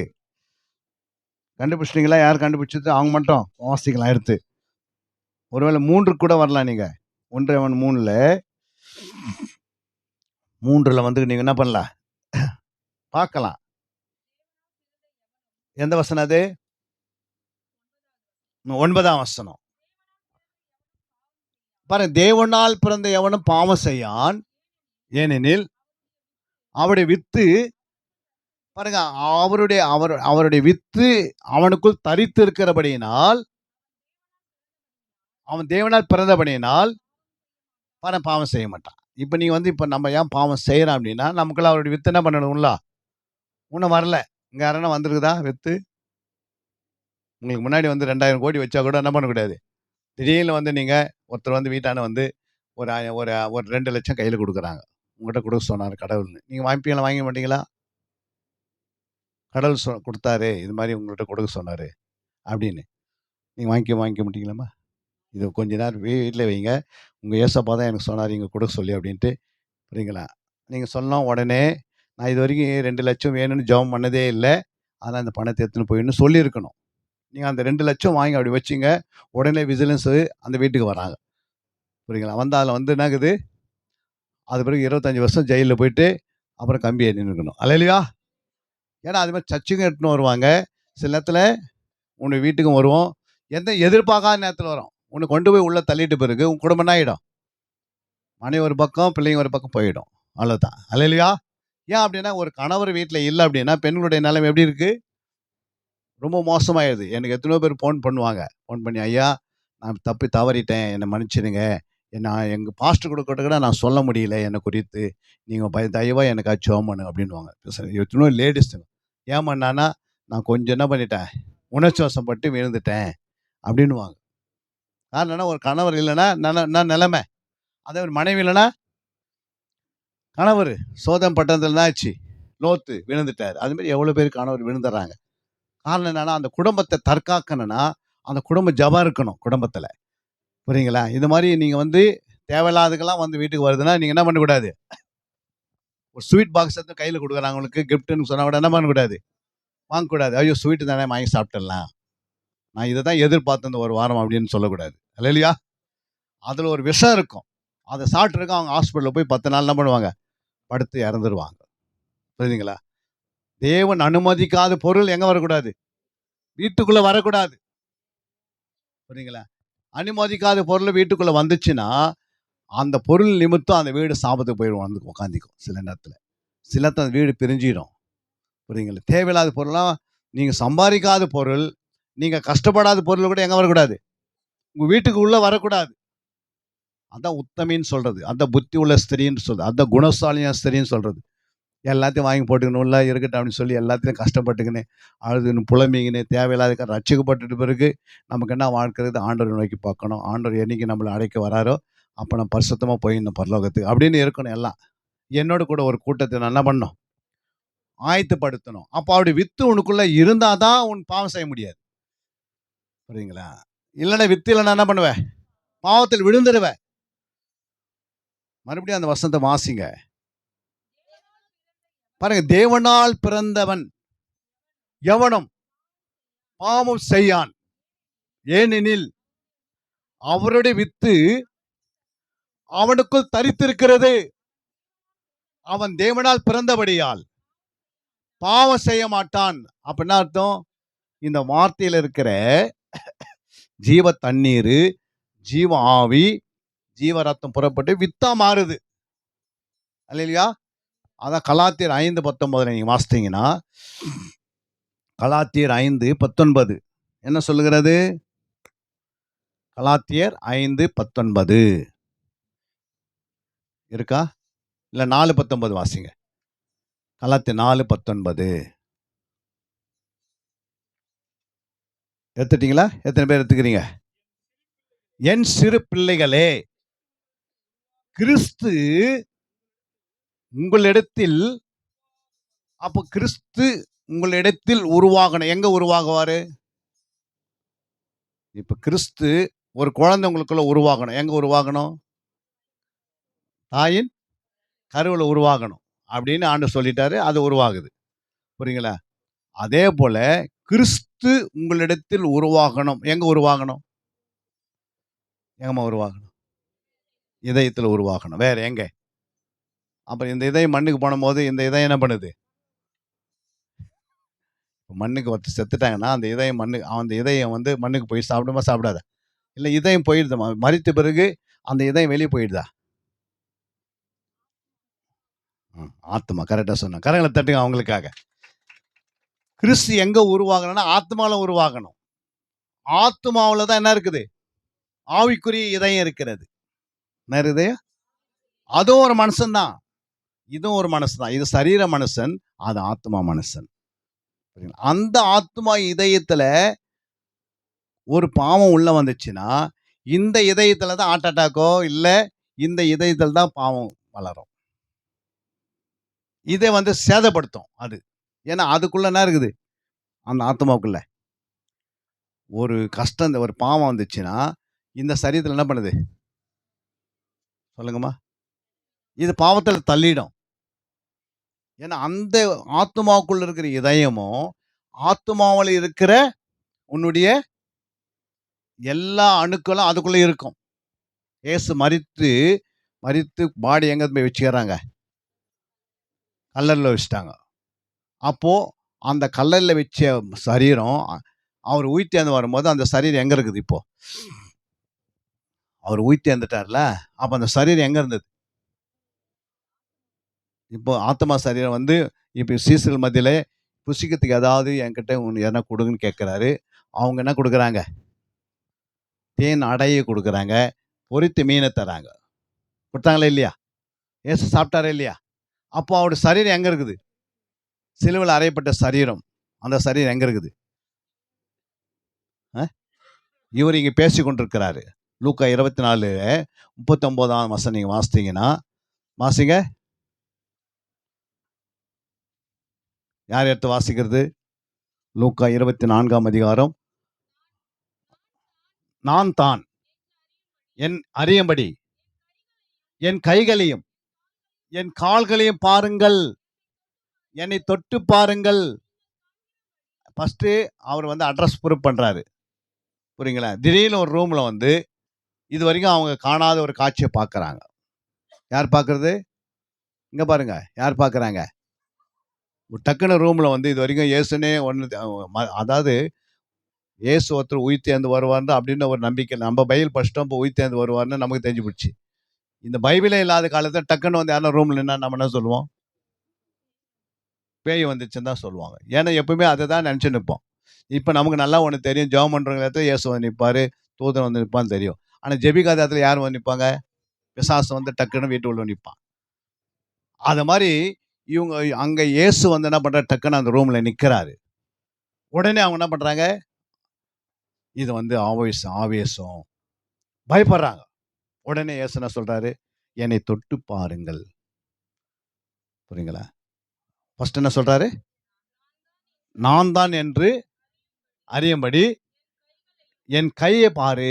ஏன் கையை என்ன காட்டினா எது காட்டுறாரு? அந்த கையில வந்து என்ன இருக்கு? காயம் இருக்குது. இந்த கையில காயம் இருக்கிறது. என் விழாவை தொட்டு பாருன்னு அவர் என்ன சொல்றாரு? தோமா சொல்றாரு. விழாவை தொட்டு பார்க்கறான். புரியுங்களா? கால்ல பார்க்கறாங்க. கால்ல என்ன இருக்குது? இது மாதிரி ஒரு பிசாசுக்கு கை இருக்காது, கால் இருக்காதுன்னு அன்னைக்கு என்ன செய்யறாரு ஆண்டவரு? சொல்றாரு. ஏன் பிசாசுக்கு கை கால் எங்க போயிடுச்சு? எங்கம்மா போச்சு கை கால் பிசாசுக்கு? என்னை தொட்டு பாருங்கள் சொல்லிட்டு இப்படி ஒரு ஆவிக்கு கை இருக்காது, கால் இருக்காதுன்னு அப்பயே சொல்றாரு. பக்கத்துல சொல்லுங்க, வாசிங்க அந்த வசனத்தை. என்னை நான் தான் என்று அறியும்படி என் கைகளையும் என் கால்களையும் பாருங்கள், தொட்டு பாருங்கள்.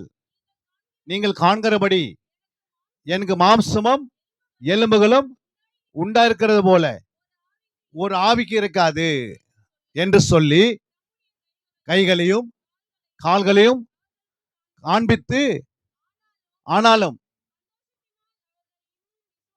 விசுவாசியாமல் ஆச்சரியப்பட்டு புசிக்கிறதுக்கு என்ன பண்றாரு? டக்குன்னு புசிக்கிறதுக்கு கேட்கிறாரு. புசிக்கிறதுக்கு அதெல்லாம் இருக்குதான்னு. அப்போ உடனே என்ன பண்றாங்க? என்ன கொடுத்தாங்க? பொரித்த மீனும் தேன்கூட்டும் துணிக்கையும் கொடுத்தார்கள். வாங்கி புசித்து நோக்கி அப்ப இதெல்லாம் சொல்றாரு. அப்ப என்ன பண்றாரு? ஒரு மரித்து போன இயேசு கிறிஸ்து உயிர்த்தெழுந்த பிறகு உயிர்த்தெழுந்த சரீரத்துல என்ன செய்ய முடியும்? நம்ம செய்ய முடியும் உயிர்த்தெழுந்த சரீரத்துல? தெரியல. அதான் தெரிய மாட்டேது. நம்ம உனக்கு நீ உயிர்த்தெழுந்த சரீரத்துல நம்ம பண்ண முடியும்? சாப்பிட முடியும். மறுபடியும் நமக்கு பொரித்த மீன் கொடுத்தா நம்ம மரித்து உயிர்த்தெழுந்துட்டு ஏதோ வந்து காணாத போயிடுறோம், ஆவியா இருப்போம் அப்படிலாம் கிடையாது. மறுபடியும் இதே சரீரத்துல கிறிஸ்துவின் சரீரமாகிய நம்ம எழுந்து நின்று கர்த்தர் நமக்காக பந்திகளை வைத்திருக்கிறார் பரலோகத்துல. அல்லேலூயா. இந்த பூமியில 1000 வருடம் சாட்சி வருவோம். அப்போ புசிப்பதற்கு இதோட டேஸ்டான பொருளெல்லாம் கொடுப்பாரு. புரியுங்களா? அப்ப என்னடா அது? புசித்த பிறகு அப்போ ஒருத்தர் மரித்து உயிர்த்தெழுந்த பிறகு அவங்களுக்கு என்ன இருக்காது? ஆணுன்ற இருக்க மாட்டாங்க, பெண்ணுன்னு இருக்க மாட்டாங்க. எல்லாம் ஆணுடைய சாயல்ல இருப்பாங்க. இப்போ நீங்க உட்காந்துக்கிறீங்க, எப்படி உட்காந்துக்கிறீங்க? பெண்ணா உட்காந்துக்கிறீங்க. நீங்க உயிர்த்தெழுந்து போகும்போது என்ன போவீங்க? பெண்ணா போவீங்களா? ஆணா போவீங்களா? அதான் தெரியாது. ஏன் தெரியாது? வசனம் என்ன பண்ணல? தியானிக்கிறதுல, ஆராய்ந்து பார்க்கறதுல. நீ உயிர்த்தெழுந்தும் போது கிறிஸ்துவுடைய சாயலா இருப்பீங்க முகலாம். புரியுங்களா? நீங்க ஆணா மாறுவீங்க தவிர பெண்ணா இருக்க மாட்டீங்க. ஏன்னா பரலோகத்துல யாரும் இல்லை, ஆண் என்றும் பெண் என்றும் இல்லை. எல்லாம் அன்னகரா ஆயிடுவோம். அன்னகரனா ஆணும் இருக்க மாட்டோம், பெண்ணா இருக்க மாட்டோம். அல்லேலூயா. ஆனா ஆணுடைய சாயல் இருக்கும், ஆணுடைய ரூபங்கள் இருக்கும். புரியுதுங்களா? நீங்க பரலோகத்துக்கு போகும்போது அங்க போய் நிற்கும் போது ஆண்டவர் உனக்கு என்ன கொடுப்பாரு? சாப்பிட்றதுக்கு நிறைய மண்ணா இருக்குது, அதெல்லாம் நீங்க சாப்பிடுவீங்க. ஏன் சாப்பிடுவீங்க? ஆத்மாவுக்கு சாப்பிட்றதுக்கும் அவர் விசேஷமான ஆகாரத்தை வச்சிருக்கிறார். புரியுங்களா? அது சாப்பிடும்போது அது ஒளியின் சரீரமா மாறிடுது. நமக்கு என்ன மாறியது? அதனால எது சாப்பிட்டாலும் அது ஜீரணம் தானாவே ஆயிடும். பவுடர் மாதிரி வெளியே ஓடுறோம். எப்படி போவோம்? ஒரு மிஷின்ல நீங்க போடுறீங்க, உடனே என்ன பண்ணுது மிஷினு? கோதுமை போட்டீங்கன்னா அப்படியே கோதுமை வெளியே வருது, அது பவுடரா மாறிடுது. ஆனா அதே வந்து அந்த கோதுமை கொட்டும் போது அந்த இடத்துல கீழே கீழே வந்து கொட்டுது. அந்த இடத்துல வந்து பெரிய மிஷின் ஒன்று வச்சு ஒரு ஃபேன் வச்சா என்ன ஆகும்? அது மாதிரி பறந்து போயிடும். அது கண்ணுக்கு கொஞ்சம் தெரியும். ஆனா இது உள்ள போகும்போது அதோட கண்ணுக்கே தெரியாது. அந்த மாதிரி மாமரி ஆக்கி, புரியுதுங்களா? அதனால தேவ தூதர்களுடைய உணவு என்ன பண்ணாங்க ஆண்டவர்? மன்னாவை யாரு கொடுத்தாரு? அதான் தெரியல நமக்கு. அல்லேலூயா. தேவத்துடைய உணவை யாரு கொடுத்தாரு? நீங்க சொல்றீங்க. இவங்க சொல்லணும். அல்லேலூயா. தேவத்துடைய உணவை 40 வருஷம் யார் சாப்பிட்டதுன்னா இஸ்ரவேல் மக்கள் சாப்பிட்டாங்க வனாந்தரத்துல. அல்லேலூயா. இதெல்லாம் உங்களுக்கு தெரியணும். மரித்த பிறகு ஐயோ மரணம் சந்திச்சு இனிமேல் வாழ்க்கையே போயிடுச்சு அப்படிலாம் கிடையாது. மரணன்றது ஒரு ஆசீர்வாதமானது. கிறிஸ்து எனக்கு ஜீவன், சாவு எனக்கு ஆதாயம். ஏன் ஆதாயம்னா, நான் சீக்கிரமா ஆண்டவர் பார்க்க போறேன். ஏன் அப்படி இந்த சரீரத்துல வந்து இவ்வளவு கஷ்டப்படுறதை காட்டிலும் ஆண்டவர் பார்க்கறது எவ்வளவு மேன்மையானது. புரியுதுங்களா? மேன்மையானது மேன்மை இல்லையா? மேன்மையானது. அதுக்கு யாருக்கு தெரியும்? அது பவுலுக்கு தெரியும். நம்ம வசனத்துல வளரல. அதனால இந்த உலகத்தை விட்டு போறதுக்கு கஷ்டப்படுறோம். இந்த உலகத்துல விட்டு என்ன பண்றோம்? வீட்டை விட்டா வீட்டுல இருந்து வாங்க பாஸ்டிங்கன்னா வரதில்லை. ஏன் வரதில்லைன்னா, வீடு யாரும் தூக்கின்னு போயிட்டாங்கன்னா, உபவாசத்து அன்னைக்கு உபவாசம் கொண்டு எத்தனை பேருங்க ஐயா வராங்க? நம்ம உபவாசத்துல எவ்வளவு பேர் வராங்க? கை தூக்குங்க. ம். பாருங்க, சுத்திகரிப்பு உபவாச ஜெபத்துக்கு எத்தனை பேர் வரீங்க? பாருங்க, ரொம்ப கம்மி. ஏன் கம்மி? உபவாசத்தினால நிறைய நன்மைகளை வச்சிருக்கிறார் ஆண்டவர். உன்னுடைய எல்லா நன்மைகளும் எங்க இருக்குது? உபவாசத்துல இருக்கு. நம்ம என்ன பண்றது? உபவாசம் பண்ணா அந்த நன்மை பெற்றுக்கொள்ளணும் யாருக்கு தெரியும்? பிசாசுக்கு தெரியும். அதனால உன்னை உபவாசத்தை கட் பண்ணிடுவான். அல்லேலூயா. நீ அங்கேயே வீட்லயே என்ன பண்ணு? உட்காந்துரு. உனக்கு நான் என்ன பண்ண வியாதிகளை கொண்டு வந்து வீட்லயே வச்சிடுறேன். நீ என்னத்துக்கு வந்து கஷ்டப்படுற? அந்த உபவாசம் அன்னைக்கு நம்ம ஹாஸ்பிட்டல் படுத்துனுப்போம். அதுக்கு என்ன காரணம்?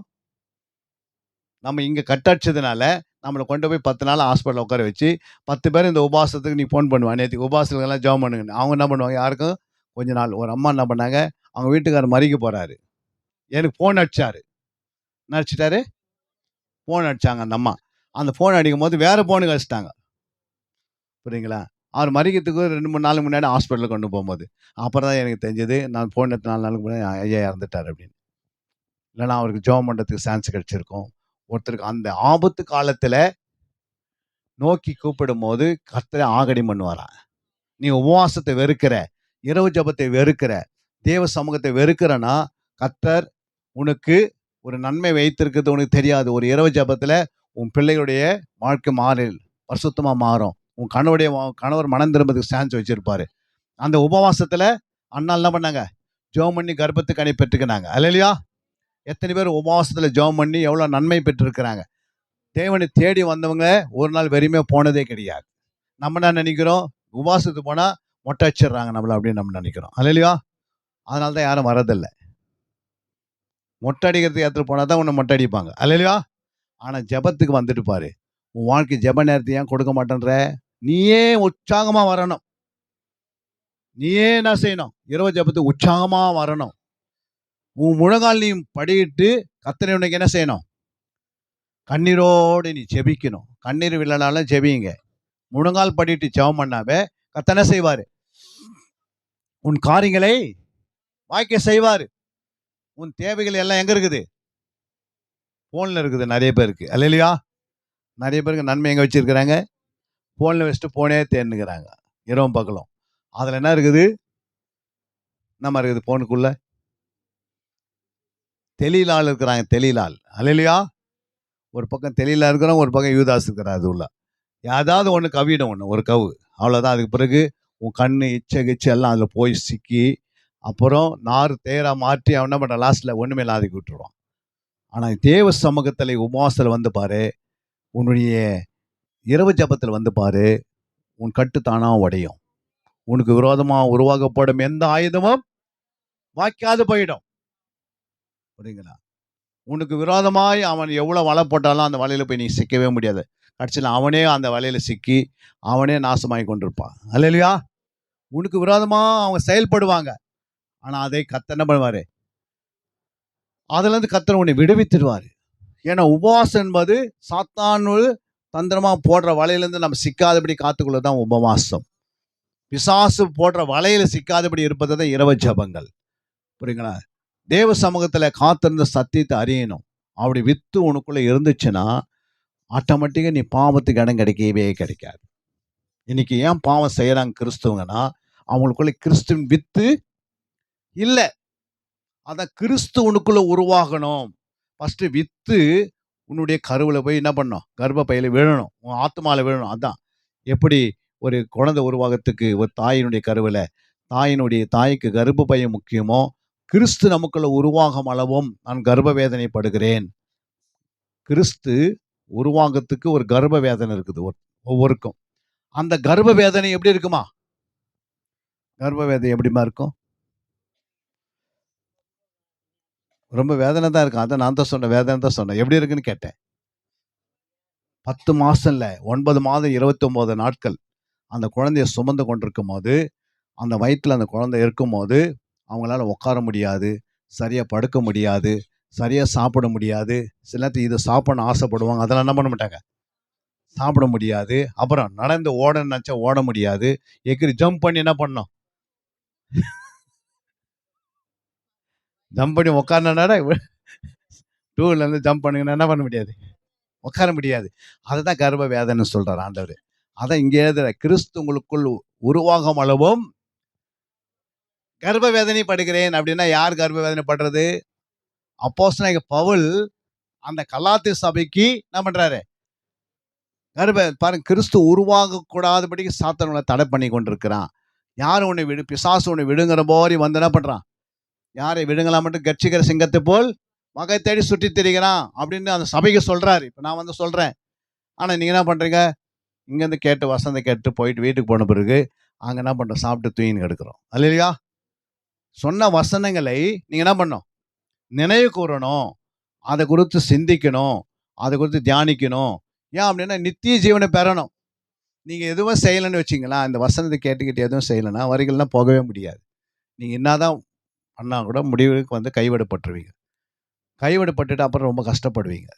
புரியுங்களா? வசனம் வந்து ஒண்ணு உனக்கு உன்னுடைய ஆத்துமால வித்தா போய் விழணும். நீ பாவம் செய்யாதபடிக்கு உன்னையும் அது என்ன தானே தடுக்கும். புரியுங்களா? பாவம் செய்கிற உணர்வே வராது மனசுல. பாவன்ற எண்ணமே வராது. புரியுது? ஏன் வராதுன்னா அந்த வித்து உள்ள இருக்குது. இப்ப அந்த வித்து உள்ள சும்மா இருக்குமா? அது என்ன செய்யும்? வளரும். அது ஒரு ஒரு கிறிஸ்து போல ஒரு குழந்தை உள்ள உருவாகுது. அந்த ஆத்மா வந்து சாயல் உருவாகுது. ஏற்கனவே நம்முடைய உள்ளுக்கிற ஆத்மா வந்து புரியுதுங்களா? இந்த ஆதாமுடைய சாயல் இருக்குது. எந்த ஆதாமு? பாவம் செய்த ஆதாம். ஆதாமுடைய ஆண்டவருடைய வார்த்தை மீறினான் பாரு. அவனுடைய சாயல், கிறிஸ்துவின் சாயல் அவனுக்குள்ள இருந்தது. அவன் பாவம் செய்ததினால், அவன் ஆண்டவருடைய வார்த்தைக்கு மீறினபடியினால், அவன் அக்கிரமம் செய்ததினால், அவனுடைய அந்த சரீரம் அந்த உள்ளுகிற ஆத்மா பிசாசு சாயல்ல வந்துடுச்சு. யாருடைய சாயல்ல? இப்போ அதனால தான் அந்த முந்தின ஆதாம், பிந்தின ஆதாம்னு சொல்றேன். பிந்தின ஆதாம் யாரு? இயேசு கிறிஸ்து. முந்தின ஆதாம் யாரு? ஆதாமு. அந்த ஆதாம் பாவம் செய்தான். அவன் எங்கிருந்து வந்தான்? மண்ணிலிருந்து உருவாக்கப்பட்டு வந்தான். பிந்தின ஆதாம் வானத்திலிருந்து பரலோகத்திலிருந்து இறங்கி வந்தாரு. அந்த வான சாயல், அந்த கிறிஸ்துவின் சாயல், அந்த இயேசுவினுடைய அந்த அடிச்சுவடுகள் நம்முடைய ஆத்துமால என்ன பண்ணோம்? உருவாக்கப்பட வேண்டும். அல்லேலூயா.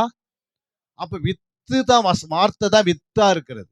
ஒரு வித்து உருவாகிறதுக்கு தாயின் கருவில, அந்த தாயின் கருவில வித்து உருவாகணும்னா அந்த ரத்தத்திலிருந்தும் அந்த தண்ணீரிலிருந்தும் அந்த ஆவியிலிருந்து 3 என்ன பண்ணுது? வித்தா உருவாகி தாயினுடைய கருவில போய் விழுந்ததா இன்னைக்கு நம்மளா பிறந்திருக்கிறோம். அல்லேலூயா. இப்ப நம்ம எப்படி பிறந்தோம்? அவருடைய சுபாவத்தை போல பிறந்து வச்சிருக்கிறோம். தகப்பனுடைய சுபாவம் எப்படியா அப்படி. ஆனால் மறுபடியும் கர்த்தருடைய ரத்தத்தினால கழுவப்பட்டு, சுத்திகரிக்கப்பட்டு, ரத்தத்தினாலே கழுவப்படுறோம், சுத்திகரிக்கப்படுறோம், உடன்படிக்கை பண்றோம், ஆண்டவர்கிட்ட ஞானஸ்தானம் எடுக்கிறோம், திருவிருந்தை எடுத்து நினைவு கூறுகிறோம். அல்லேலூயா. வசனம் நமக்கு போகல அப்படின்னா திருவிருந்தெல்லாம் வேஸ்ட். வசனத்தை நீ விட்டுட்டேனா கோட்டை எல்லாமே திருவிருந்து எடுக்கிறாங்க உலகத்தில் இருக்கிற அத்தனை பேரும். இந்த கொரோனா டைம்ல எல்லாம் வீட்டில் தானே எடுத்திருந்தாங்க. அல்லேலூயா. எடுத்தாங்களா இல்லைங்களா? அவங்கவுங்க போஸ்ட் பாக்ஸில் அமுச்சு விட்டாங்க. போய் சாப்பிடுங்கன்ட்டு. அப்படிலாம் வந்து திருவிருந்து எடுக்க முடியுமா? முடியாது. திருவிருந்து என்னன்னா அவரை நினைவு கூறும்படியாக சிலுவையை என்ன பண்ண நம்ப? அந்த சிலுவையினுடைய பாடு எப்படியாப்பட்ட பாடு, எப்படியாப்பட்ட அவர் உபத்திரப்பட்டாரு, எப்படி அவர் அடிக்கப்பட்டாரு, எப்படி காரி துப்பப்பட்டாரு, எப்படி அவர் வந்து சிலுவையில தொங்கினாரு, அவரை எவ்வளவு சித்திரவதை பண்ணாங்கன்னு சொல்லி என்ன பண்ண நம்ப? இது எடுக்கும்போது இதை நினைவு கூறணும். எப்ப நினைவு கூறோம்? மாசத்துக்கு ஒரு நாளாவது, வாரத்துக்கு 4 நாளாவது, மாசம் 4 வாரமாவது 4 வாரமாவது நீங்க எப்போலாம் எடுக்கிறீங்களோ அப்போலாம் இயேசு என்ன பண்ணணும்? இவ்வளவு எனக்காக பாடுபட்டாரே, இவ்வளவு எனக்காக அடிக்கப்பட்டாரே, இவ்வளவு எனக்காக நொறுக்கப்பட்டாரே, என் வியாதிகளை சுமப்பதற்காக, என் நோய்களை சுமப்பதற்காக, என் சாபத்தை சுமப்பதற்காக, என் தரித்திரங்களாம் சிலுவையில சுமப்பதற்காக, எல்லாவற்றையும் சுமந்து என்னை அவரை போல மாற்றுவதற்காக அப்படின்னு நம்ம நினைச்சாதான் என்ன பண்ண முடியும்? அதை தான் நினைத்து குடிக்கணுன்றாரு. சும்மா ஏதோ இதை குடிச்சிட்டு போயிட்டு அன்றைக்கி மட்டும் பாருங்கள் சபையில் ஸ்ட்ரென்த்து திருவந்தனா ஸ்ட்ரென்த்து ஜாஸ்தியாக இருக்கும். புரியுங்களா? பாக்கி 2வது வாரம் பாருங்கள், 2வது வாரம் ஆட்கள் கம்மியாயிடும். 3வது வாரம் பார்த்தா அதை விட ரொம்ப கம்மியாக இருக்கும். 4வது பார்த்தா ஆளே காணாது போயிடுவாங்க. அப்புறம் முதல் வாரம் ஆனவங்க வந்துடுவாங்க. இதெல்லாம் வந்து தன்னை ஏமாத்திக்கிறாங்க. தன்னை என்ன பண்ணிக்கிறாங்க? ஏமாற்றி தானே நரகத்துக்கு வழி ஆயத்தப்படுத்திக்கிறாங்க. புரியுங்களா? நீங்கள் யோசித்து பாருங்க, ஆண்டவராக இயேசு கிறிஸ்து இன்னைக்கு வார்த்தையாக இருக்கிறார். புரியுங்களா? இந்த வார்த்தையை நீ உட்கொண்டாதான் வித்தா மாறுகிறது. அந்த வித்து கருவா மாறி கிறிஸ்து உங்களுக்குள்ள உருவாகணும்.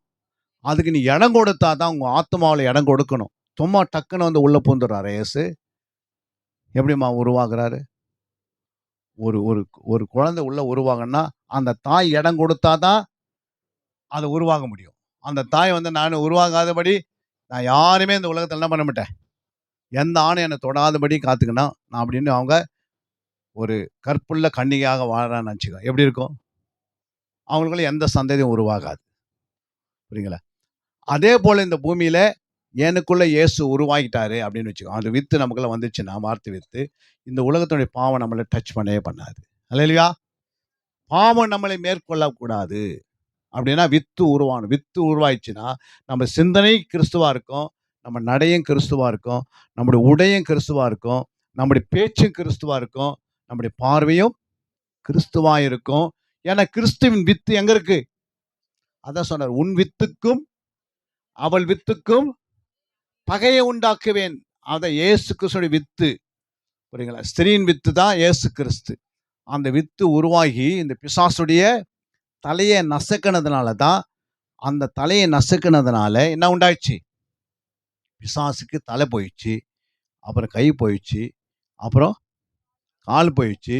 இப்போ இயேசு வந்து நிற்கிறார் உயிர்த்தேர்ந்து வந்து. இப்போ என்னை தொட்டு பாருங்க, பிசாசுக்கு கை இருக்காது, கால் இருக்காது, தலை இருக்காது, அப்புறம் எதுவுமே இருக்காது, வெறும் ஆவியாக இருப்பான் அப்படின்னு சொல்லிட்டு. அப்போ பிசாசு என்ன பண்ணுது? மனுஷனை தேடுது. நான் ஒரு குடிக்காரனை உருவாக்கணும். அப்போ குடிக்கார குணம் யாருக்கிட்ட இருக்குது? அந்த ஆவி கிட்ட இருக்குது. அந்த ஆவி என்ன பண்ணுது? ஒரு மனுஷனை தேடி வருது. அந்த மனுஷனு அவனை வந்து இடம் கொடுத்துட்டானா, அந்த மனுஷனுக்குள்ள போய் இந்த ஆவி என்ன பண்ணுது? இது குடிச்சு அவனை குடிக்க வச்சுட்டு இது திருப்தி அடையும். திருப்தி யார் அடையுது? அந்த மனுஷன் திருப்தி அடைய மாட்டான். அந்த மனுஷன் வேதனை உண்டாக்கும் சரீரத்தில். ஒரு பக்கம் இந்த பிசாசு திருப்தி அடைவான். புரியுதுங்களா? அதான் ஆண்டவர் சொன்னார், சர்பத்தை பார்த்து என்ன சொன்னார்? நீ மண்ணில் உருள்வாய், நீ மண்ணை தின்பாய் அப்படின்னாரு. இப்போ மண்ணுனா என்னம்மா? பிசாசு எப்போ சர்பம் மண்ணை சாப்பிட்டு பார்த்துக்கிறீங்களா? மண் வலிப்பாமே மண்ணை சாப்பிட்றது இல்லைன்னு தெரியாது, மண்ணிலே தான் இருக்குது அது. ஆனால் இது எங்கே இருக்குது? சர்பம் எங்கம்மா இருக்குது? மண் இருக்குது. எப்போது மண் சாப்பிட்டுக்குதா? இல்லை. ஏன் மண்ணை சாப்பிட்றதில்ல? அது வந்து பிசாசு வந்து சர்பம் வந்து மண்ணில் உருள்வான், மண்ணை சாப்பிடுவானா, அது வந்து சாதாரண அர்த்தம். என்ன அர்த்தம்? அது வந்து அர்த்தம் அதுக்கு சொல்லணும்னா, அது வந்து பிசாசு அந்த சர்பன்றது தந்தன்றது பிசாசை குறிக்கிறது. அல்லேலூயா. இது அர்த்தம். அர்த்தம் சொல்கிறேன் நான் விளக்கி. புரியுங்களா? அதனுடைய வெளிப்பாடு என்னன்னா, இந்த மண்ணுன்றது மனுஷனை குறிக்கிறது. அல்லேலூயா. நீ மண்ணை துன்பையான இந்த மண்ணுன்றது யாரை குறிக்கிறது? மனுஷனை குறிக்கிறது. அப்போ அந்த மனுஷனுக்குள்ள இருக்கிற மண் ஈரலை சாப்பிடணும். அதுக்கு என்ன வேணும்? ஒரு மனுஷனுடைய மண் ஈரல் இருக்கா இல்லையா? அந்த ஈரலை மனுஷனுடைய மண் ஈரலை இப்போ பிசாசு எப்படி சாப்பிடுவான்? அப்போ அவன் என்ன செய்யணும்? அது ஒரு குடியினுடைய ஃபேக்டரியை ஆயத்தப்படுத்தணும். இந்த குடியின் ஃபேக்டரி யாருது? பிசாசு. அது பிசாசு ஒரு மனுஷனை வச்சு தான் பயன்படுத்திக்கிறான். ஒரு ஒரு ரோட்டில் ஒரு ஒரு ஒரு பிச்சைக்காரங்கிறான் வச்சு, பிச்சைக்காரன்ட்டு போயிட்டு நீ மதுபான ஃபேக்டரி உருவாகுன்னு சொல்லுவானா? அவனுக்கு கோட்டீஸ்வரன் தேவை. கோட்டீஸ்வரன் கூட அது ஒரு ஃபாஸ்ட்டாக கூட இருக்கட்டும் கோட்டீஸ்வரன். அந்த ஃபாஸ்ட்டே போய் நீ என்ன பண்ணு? ஒரு மதுபான ஃபேக்டரி உருவாக்கிட்டேன்னா உனக்கு 10 மடங்கு எக்ஸ்ட்ரா காசு வரும், நான் கொடுப்பேன் அப்படின்னா இவரே ஹெல்ப் பண்ணிவிடுவார் அவங்களுக்கு. அல்லேலூயா. ஏன்னா பணம் வருது இல்லை. ஆனால் பிசாசு தந்திரமா ஒரு ஃபேக்டரி உருவாக்கி, ஒரு மனுஷன் கொண்டு தான் உருவாக்கி, அந்த மனுஷன் மூலம் அந்த ஃபேக்டரியில் வர அந்த மதுபானம் கடைகளுக்கு போய் அந்த கடையில் அவங்க வாங்கி குடிக்கும் போது என்ன உண்டாகுது? மண்ணீரல் ஃபுல்லாக அது சாப்பிட்றோம். புரியுங்களா? அந்த ஈரலுடைய ரத்தத்தை ரத்தத்தினுடைய எல்லாம் உருவாக்குற விதம் அங்க தான் இருக்குது. எங்களுடைய சித்தப்பா, சொந்த சித்தப்பா இருந்தாரு. அவரு வந்து எனக்கு தெரிஞ்சு பயங்கரமா குடிப்பாரு. அவர் குடிக்க, குடிக்க, குடிக்க ஒரு நாள் அவருக்கு இந்த மண்ணீரல்லாம் கெட்டு போயிடுச்சு. புரியுங்களா? அவரு சாகுற நேரத்தில ஒரு வாரம் அங்க இருந்தேன் நான் போயிட்டு. எங்க? சின்ன பையனா இருந்தேன். ஒரு 13, 14 வயசு இருக்கும். போய் பார்த்தேன். அப்போ எங்க அந்த இரும்பு பக்கெட்டு ஒண்ணு இருக்கும். அந்த இரும்பு பாட்டி ஃபுல்லா அவரு என்ன பண்ணுவாரு? வாந்தி எடுப்பாரு ரத்தத்த. நாங்க அந்த ரத்தம் அவ்ளோ கெட்டு போயிருக்கும். அவ்ளோ நாத்தம் எடுக்கும். நாங்க கொண்டு போய் மண்ணு எடுத்துட்டு நோண்டிட்டு, அதில ஊத்தி புதைப்போம். அப்புறம் இறந்துட்டாரு. ஏன்னா, அவரு நெறைய குடிச்சாரு. பக்கெட்டு பக்கெட்டா குடிச்சாரு. இப்ப பக்கெட்டு பக்கெட்டா என்ன எடுத்துன்னுருக்கிறாரு. இன்னைக்கு குடிக்கிற கதி இதுதான். குடிக்கிறவங்க குடியினால கெட்டு போயிடுவாங்க. உங்க வீட்டுக்காரர் குடிக்கிறாரா? நீங்க முழங்கால் படியிட்டு, உபவாசம் போட்டு, கண்ணீரோட அழுதனா, கர்த்தர் சீக்கிரமா அவர் என்ன பண்ணாரு? ரட்சிப்பின் வழி நடத்துவாரு. ஏதோ குடிக்கிறாரு, குடிக்கிறாரு நீ ஊரெல்லாம் சொல்லிறக் கூடாது. அல்லேலூயா! நீ ரட்சிக்கப்பட்ட ஒரு புத்தியுள்ள கன்னிகை, புத்தியுள்ள மனைவி, புத்தியுள்ள ஸ்திரீ என்ன செய்யணும்? முழங்கால்ல நின்னு கதறினா என்ன ஆகும்? அவர் குடிக்காரன் என்ன மாறுவாரு? ஒரு ஃபாஸ்ட்டா மாறுவாரு. அல்லேலூயா! ஏன் நாங்க குடிக்கலையா? மிலிட்டரில நாங்களும் குடிச்சிருந்தோம். வாரத்துக்கு 3 நாள் குடிப்பேன். அல்லேலூயா! வருஷத்துக்கு 52 ஒரு வாரத்துக்கு 3 நாள் குடிக்கிறேன் கணக்கு போட்டு. 52 3 எவ்வளோ ஆயிடுச்சு? 156 நாள் குடிக்கிறது. ஏன் குடிக்கிறோம்? குடிக்கிறதுக்கு அவங்களே எங்களுக்கு குடுக்குறாங்க. அல்லேலூயா! ஃப்ரீயா குடுக்கும்போது என்ன பண்ணுவோம்? வாங்கி குடிப்போம். அது எவ்வளோ குடிப்போங்க? 60 எம்எல் குடுப்பாங்க. எவ்வளோ? 60 எம்எல் எவ்வளோம்மா இருக்கும்? 1/4 கிளாஸ் இவ்வளோ தான் இருக்கும். புரியுங்களா? அது ஒரு ரம்முன்றது ஒரு மெடிசின் மாரி குடுப்பாங்க. புரியுங்களா? நீங்க வந்து ராணுவத்தில வந்ததுனால, அங்க தனிமையா இருக்கிறதுனால என்ன செய்யுங்க? அந்த கார எடுத்து விட்டு வர்றீங்களா? இந்தாப்பா, இந்தா வண்டி சாவி. யாருனா கார் ஓட்டுவீங்களா? இங்க எடுத்து அவரு ஐயா ஓட்டுவாரா? இந்த சாவி எடுத்து குடுங்க. அந்த டிரைவர கொஞ்சம் எடுத்து குடுக்க சொல்லுங்க. பாருங்க யாருமே கார் ஓட்டாத இருக்கிறீங்க. ஓடு, ஓடு, ஓடு, ஓடு. அவன் அங்க தான் தெத்துறாங்க அதுக்கு தான். போங்க, போங்க, போங்க. அல்லேலூயா! இதான் பிசாசு இப்படி தான் கொண்டு வருவான். ஒரு இடத்த நீங்க வண்டி எடுத்துன்னு விட போறேன்னு என்ன பண்ணிக்கணும் ஃபர்ஸ்ட்டே, நாங்க வரதுக்கு முன்னாடி ரெடி பண்ணி வச்சிருக்கணும். அது நான் போன முறை கூட சொல்லிட்டு போலான்னு பார்த்தேன். ஏன்னா எங்கேயுமே இடம் இல்ல அந்த தெருவுல. அல்லேலூயா! யோசிச்சு பாருங்க. இதெல்லாம் வந்து எதுக்குன்னா, பிசாசு தந்திரமா. அப்போ ஏன் சொல்ல வரேன்னா இதெல்லாம் வந்து, நம்ம ஜெபம் பண்ணல அப்படின்னா, நம்ம சத்தியத்துக்காக உட்காரலன்னா, நம்முடைய பின்னாடி வர சந்ததிய நம்ம இழந்து போயிடுவோம். இப்போ உங்க சந்ததிக்கு என்னம்மா சேர்த்து வச்சுக்கிறீங்க? அப்படின்னு கேட்டா, நீங்களே பைபிள் வாசிக்காதீக்கிறீங்க. நீங்களே ஜெபிக்காத இருந்தா, பின்னாடி வர சந்ததி எப்படி இருக்கும்? பின்னாடி வர நீங்க உங்களுடைய பேர பிள்ளைங்கலாம் பார்த்தீங்கன்னா, ரொம்ப கொடுமையான பாதையில போயிடுவாங்க. ஏன்னா நீங்களே ஜெபம் பண்றதுக்கு 1 மணி நேரம் ஜெபம் பண்றோன்ட்ட கரங்கள உயர்த்துங்க. நான் முழங்கால் நின்னு ஜெபம் பண்றேன் 1 மணி நேரம். பாருங்க 3 பேர் தான் இருக்குது. இதெல்லாம் என்ன ஆகுது? உங்க பிள்ளைங்கள பெத்துக்கிட்டு உருவாக்கிட்டீங்க. அதுக்கு ஒரு நாள் கல்யாணம் ஆகி 4 பிள்ளைங்க பெத்துக்கும்போது, நீங்க நமக்கு மரணம் சந்திக்கும். நமக்கு வயசாயிடும். அந்நேரத்துக்கு அந்த பிள்ளைங்களுக்கு வசனம் தெரியாது, பைபிள் தெரியாது. ஏன்னா நீங்க என்ன பண்ணிட்டீங்க? உங்க பிள்ளைகளுக்கு தன்னுடைய வசனங்களை சொல்லி தராதனால, இல்லையா? அதுங்களுக்கு ஜெபத்தை குறித்து சொல்லி தராதனால என்ன ஆயிடுச்சு? சொல்லுங்க. என்னம்மா ஆயிடுச்சு? அ கெட்டு போயிடுவாங்க. பின்னாடி வர சந்ததி அவங்களுக்கு பின்னாடி வர சந்ததிலாம் அது நரகத்துக்கு போயிடும். அப்போ நம்முடைய சந்ததிக்கு என்ன செய்யணும் நம்போ? நீ கற்றுக் கொடுக்கணும். நீ பிள்ளைய குடுத்தாரு ஆண்டவர்ல, அந்த பிள்ளைக்கு என்ன செய்யணும்? ஒரு 1 வயசு, 2 வயசு, 3 வயசுல அப்பயே சொல்லணும், இயேசுவின் ரத்தம் ஜெயம். இயேசு பற்றி அது வாய திறந்து ஸ்தோத்திரம். புரியுங்களா? அந்த பிள்ளை என்ன சொல்லணும்? இயேசு யாருன்னு நீ சொல்லி தந்துனே வரணும்.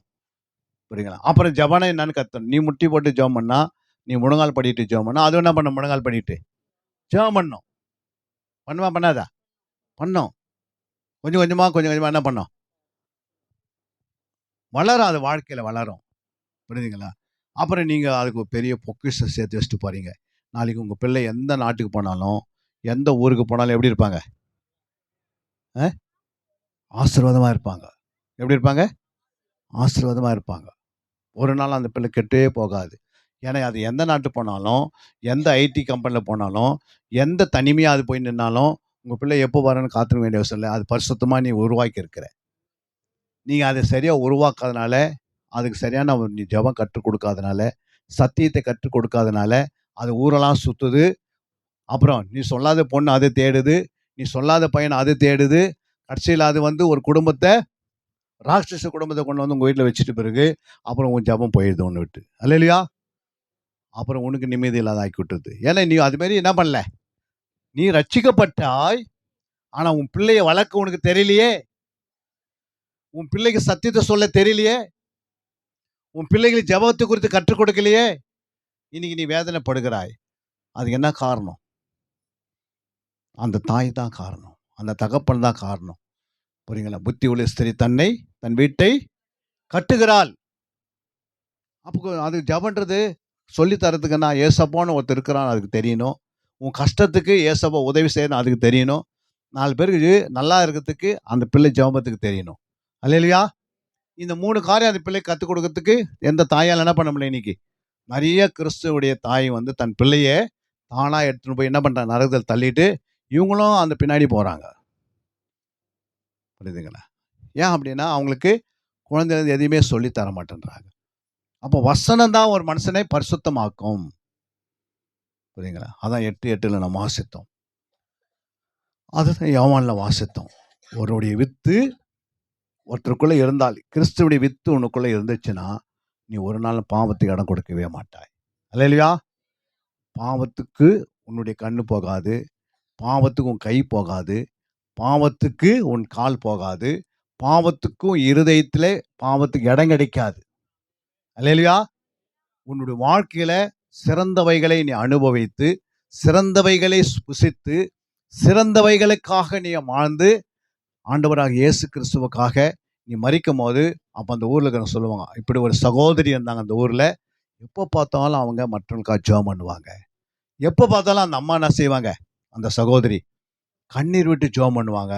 யாராவது வியாதி இருந்தால் சும்மா விட மாட்டாங்க, அவங்களுக்காக ஜெபம் பண்ணுவாங்க. அந்த தெருவுக்காக ஜெபம் பண்ணுவாங்க. தொற்கால் அப்படி இருந்தாங்க. தொற்கால் எப்படி இருந்தாங்க? எல்லாருக்காக ஜெபிக்கிறவங்களா இருந்தாங்க. திடீர்னு அந்த அம்மா தொற்கால் இறந்துடுறாங்க. பேதுரு போய் உயிரோடு எழுப்புறாரு.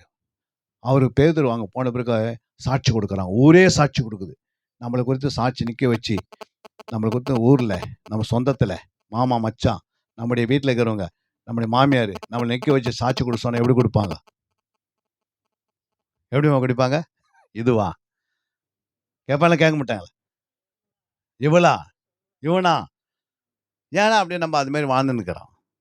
இயேசு உண்மையாக உனக்குள்ளே இருந்துட்டான்னா உன் வாழ்க்கை மாற்றங்கள் வந்துடும்.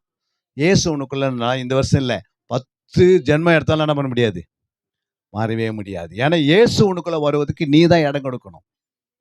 உன்னு மேலே கை வைக்கிறதுக்கு நீ ஒருவனுக்கு இடம் கொடுத்தா கை தொடுவான். புரியுங்களா? நீ இடம் கொடுத்தனால தொட்டான். நீ ஏன் இடம் கொடுத்த? இச்சைக்கு நீ ஆளாயிட்ட. அல்லேலூயா. நீ இடம் கொடுக்காதபடிக்கு என்ன செய்யணும்? இயேசுக்கு மட்டும் இடம் கொடுக்கணும். இது பரிசுத்த சரீரம். இந்த சரீரத்தில் இயேசுக்கு மட்டும் தான் அதிகாரம் உண்டு. இந்த உலகத்தில் எந்த மனுஷனுக்கு அதிகாரங்களை பிசாசு கிடையாது. நீ உன்னுடைய சரீரத்தை குறித்து உனக்கு அந்த எண்ணங்கள் இருந்தால் போதும், கர்த்தர் உன்னை டாப் லெவலில் தூக்கிடுவார். அல்லேலூயா. உன் வாழ்க்கையை அழகா நடத்துவார். இன்னொரு வசனத்தை வாசனை முடிக்க போகிறோம். அங்கே சொல்லப்பட்டிருக்கிறது 8:3 வாசிங்க. நெகேமியா 8:3.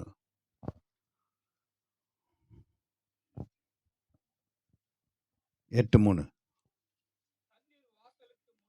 தண்ணீர் வாசலுக்கு முன்னாக வீதிக்கு எதிரே இருந்து காலமே தொடங்கி மத்தியானம் மட்டும் புருஷரும் ஸ்திரீகளும் கேட்டு அறியத்தக்க மற்றவர்களுக்கு முன்பாக வாசித்தான்.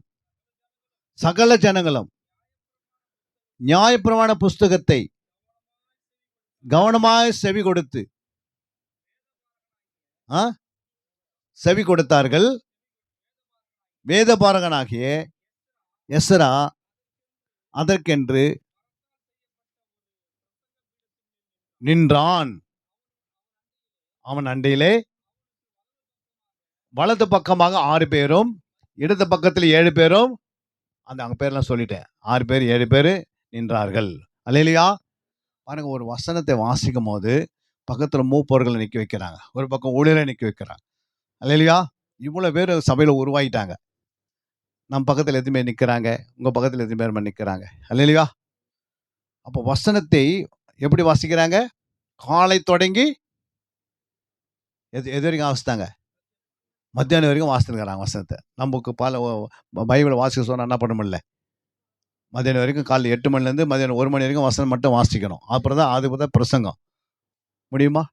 அதே நெகேமியா 9:3 வாசித்து பாருங்க. நெகேமியா 9:3. அவர்கள் எழுந்திருந்து தங்கள் நிலையில் நின்றார்கள். அப்போது ஒரு ஜாமம் மட்டும் அவர்களுடைய தேவனாகிய கர்த்தரின் நியாயப்பிரமாணத்தை புஸ்தகம் வாசிக்கப்பட்டது. எவ்வளோ? ஒரு ஜாமம். ஒரு ஜாமனா எல்லாம் ஃபர்ஸ்ட் எழுந்து நிக்கிறாங்க. நின்னுக்கினே என்ன பண்றாங்க? சபையில நின்று ஒரு ஜாமம் விட்டு என்ன பண்றாங்க? வசனத்தை வாசிக்கிறோம். ஒரு ஜாமனா எத்தனை மணி நேரம்? 12 மணி நேரம். 3 ஹவர் வந்து ஒரு ஜாமம். அல்லேலூயா. இப்போ ஒரு ஜாமம் தான் மெசேஜ். ஒரு ஜாமத்துல ஒரு 3 மணி நேரத்துல சபை எல்லாம் முடிஞ்சிட்டு வீட்டுக்கு போயிடுறாங்க. சிலங்க 2.5 மணி நேரத்துல முடிச்சிடுறாங்க. சிலங்க 2 ஹவர்லயே முடிச்சிடுறாங்க. சிலங்க 1.5 ஹவர்லயே ஜெபம் பண்றாங்க. ஆனா இங்க பாருங்க, பழைய ஏற்பாட்டுல சபையில் எப்படி இருந்தது? ஒரு ஜாமம் மட்டும் நின்னுங்கன்னு வாசிக்கிறாங்க வசனத்தை. விசுவாசி யாரும் என்ன பண்ணல? கீழே உட்காரல. ஒரு ஜாமம் வரைக்கும் வாசிட்டு அடுத்த வசனம் நீங்க வாசித்து பாருங்க. என்ன சொல்றாரு?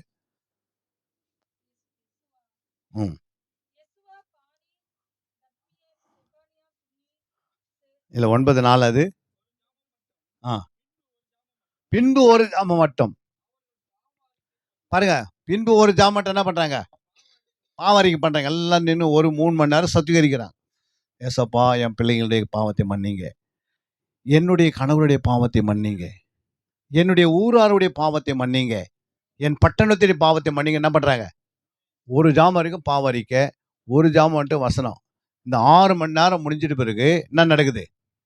அப்பதான் மெசேஜுக்கு வந்து நிக்கிறாங்க எஸ்ரா. அல்லேலூயா. புல்பீடத்தை நிக்க வச்சு அந்த புல்பீட்ல மெசேஜ் கொடுக்குறான். இப்போ 3 மணி நேரத்துல 2 மெசேஜ் முடிஞ்சிடுது. 2 சர்வீஸ் முடிச்சுட்டு என்ன பண்றாங்க? வீட்டுக்கு போய் சிக்கன் வாங்கி குழம்பு செய்து சாப்பிட்றாங்க. 3 மணி நேரத்தில் எல்லாம் முடிஞ்சிருது. அல்லேலூயா. ஆனால் எஸ்ரா தன் சபையை எப்படி உருவாக்கினார்? நெகேமியா தன் சபையை எப்படி உருவாக்குறாங்க? அந்த மாதிரி உங்களுக்கு ட்ரைனிங் இருந்தால் தான் வரிகள்லாம் போக முடியும். புரியுங்களா? வயிற்றை வந்து நீங்கள் எவ்வளோ காய போடுறீங்களோ அவ்வளோ ஆத்மா பிரகாசிக்கும். வயிற்றை எவ்வளோ நீங்கள் உங்கள் சரீரத்தை ஒடுக்குறீங்களோ அவ்வளோ உங்கள் ஆத்மா நட்சத்திரத்து போல ஜொலிக்கும். தூரத்தில் வரும்போது பிசாசு 3 கிலோமீட்டர் வர முடியும் உங்களை பார்த்துட்டு 6 கிலோமீட்டர் வேகத்தில் ஓட ஆரம்பிச்சிடுவான். அல்லேலூயா. நம்ம வயிற்று ஃபுல்லாக போட்டுட்டு ஜெபிக்க முடியாத வந்தீங்க மண் வலி மாதிரியோ இல்லை புரியுதுங்களா? மலை பாம்பு மாதிரி என்ன பண்ண ஒரு அம்மா என்ன பண்ணாங்க? பாறை மேலே வச்சிங்கன்னு சாப்பாடு செய்து இருந்துக்கு. புரியுங்களா? 1 மணி நேரம் ஆயிடுச்சு. எவ்வளோ? 1 மணி நேரம் இருக்கு. அவங்க என்ன பண்ணிக்கிறாங்க? விறகு எடுக்கலான்னு போய்க்கிறாங்க பக்கத்தில். அந்த பாத்திரம் வந்து கிட்டத்தட்ட 20 அடி முன்னாடி போயிட்டு இருக்குது. எத்தனை அடி? 20 அடி. என்னன்னு பார்த்தா அவங்க மலை பாம்பு மேலே வச்சு தான் சாப்பாடு செய்து இருந்துக்கிறாங்க.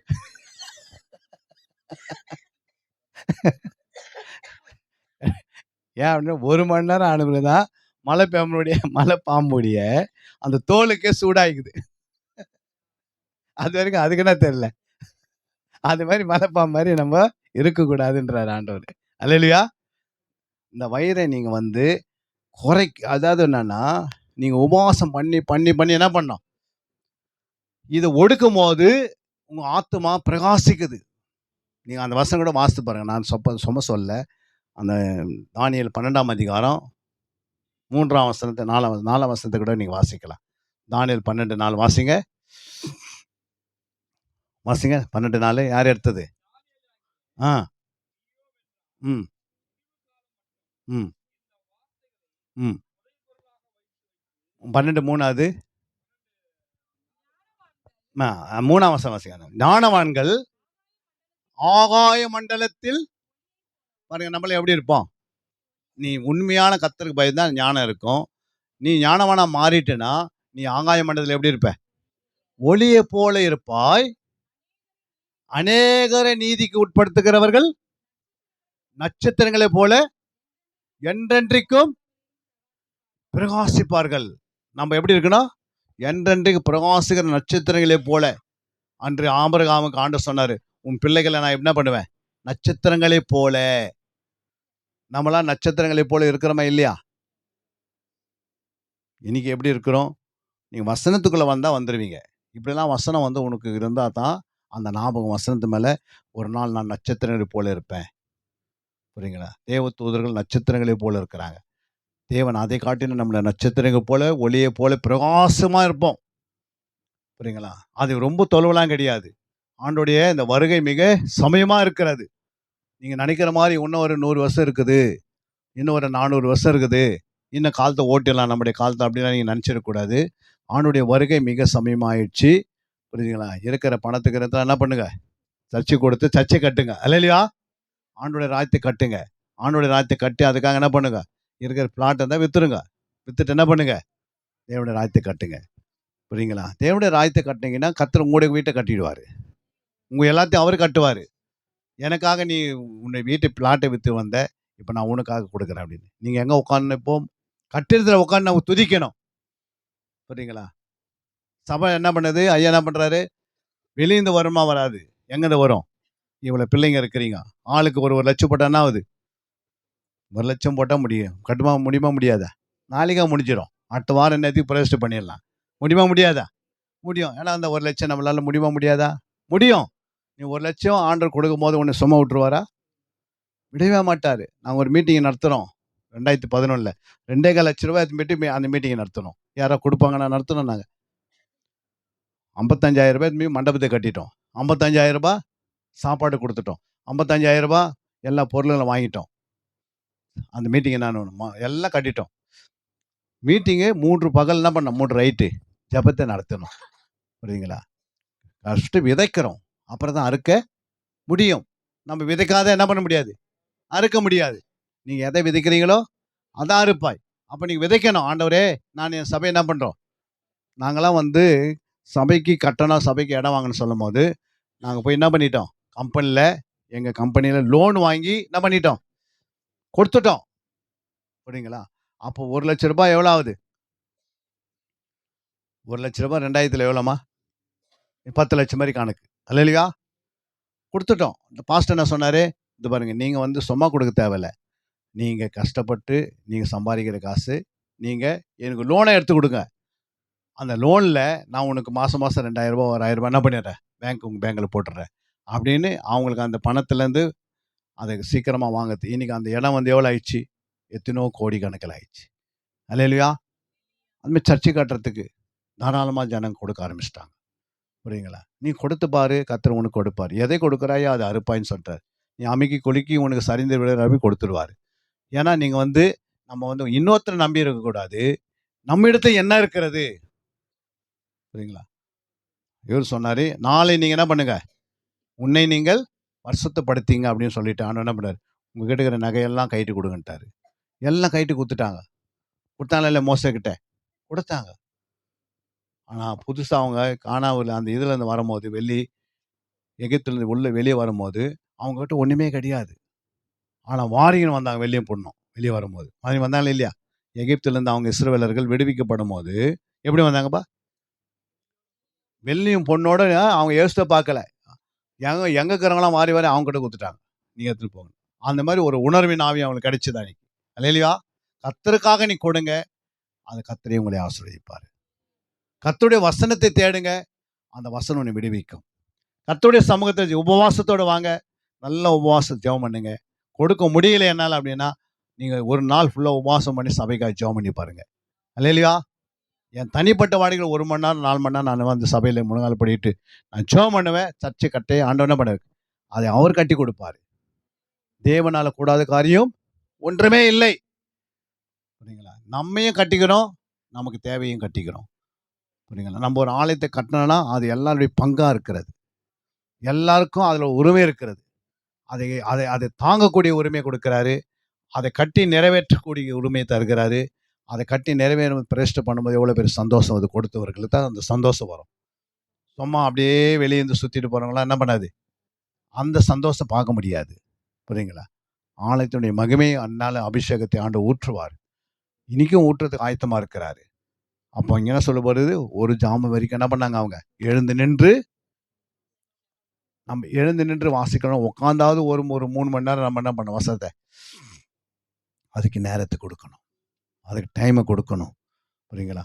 இன்னொரு வசனம் அங்கே அப்போஸ்தலர் 17:2 வாசிங்க. முடிக்க போகிறோம் நம்ம. 10 நிமிஷம் தான் இருக்குது. வாசி. பவுல் தன் வழக்கத்தின்படியே அவர்களிடத்தில் போய் 3 ஓய்வு நாட்களில்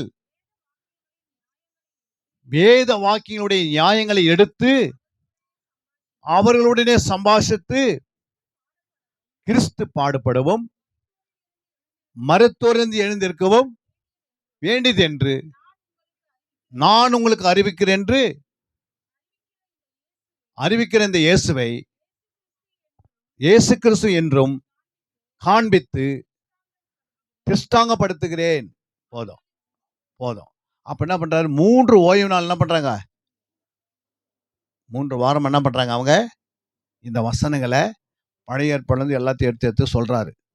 இயேசு பற்றி எங்கெல்லாம் வசனம் இருந்தது. புரியுங்களா? நம்ம இந்த ஒரே மெசேஜில் என்ன பண்ண முடியாது. புரியுங்களா? ஒரே மெசேஜில் இருக்கிற வசனம் சொல்ல முடியுமா? நிறைய கருத்துகள் இருக்குது, நிறைய வெளிப்பாடுகள் இருக்கிறது, நிறைய நீங்கள் கற்றுக்கொள்ள வேண்டியது இருக்கிறது.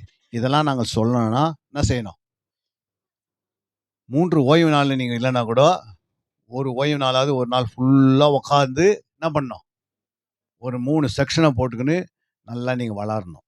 இல்லையா? ஏன்னா சத்தியத்தை நீங்கள் கேட்கலன்னா சத்தியம் உங்களை விடுதலையாக்காது. சத்தியன்றது வேற, வசனன்றது வேற. இல்லையா? வசனமும் சத்தியத்துக்கு என்ன வித்தியாசம்?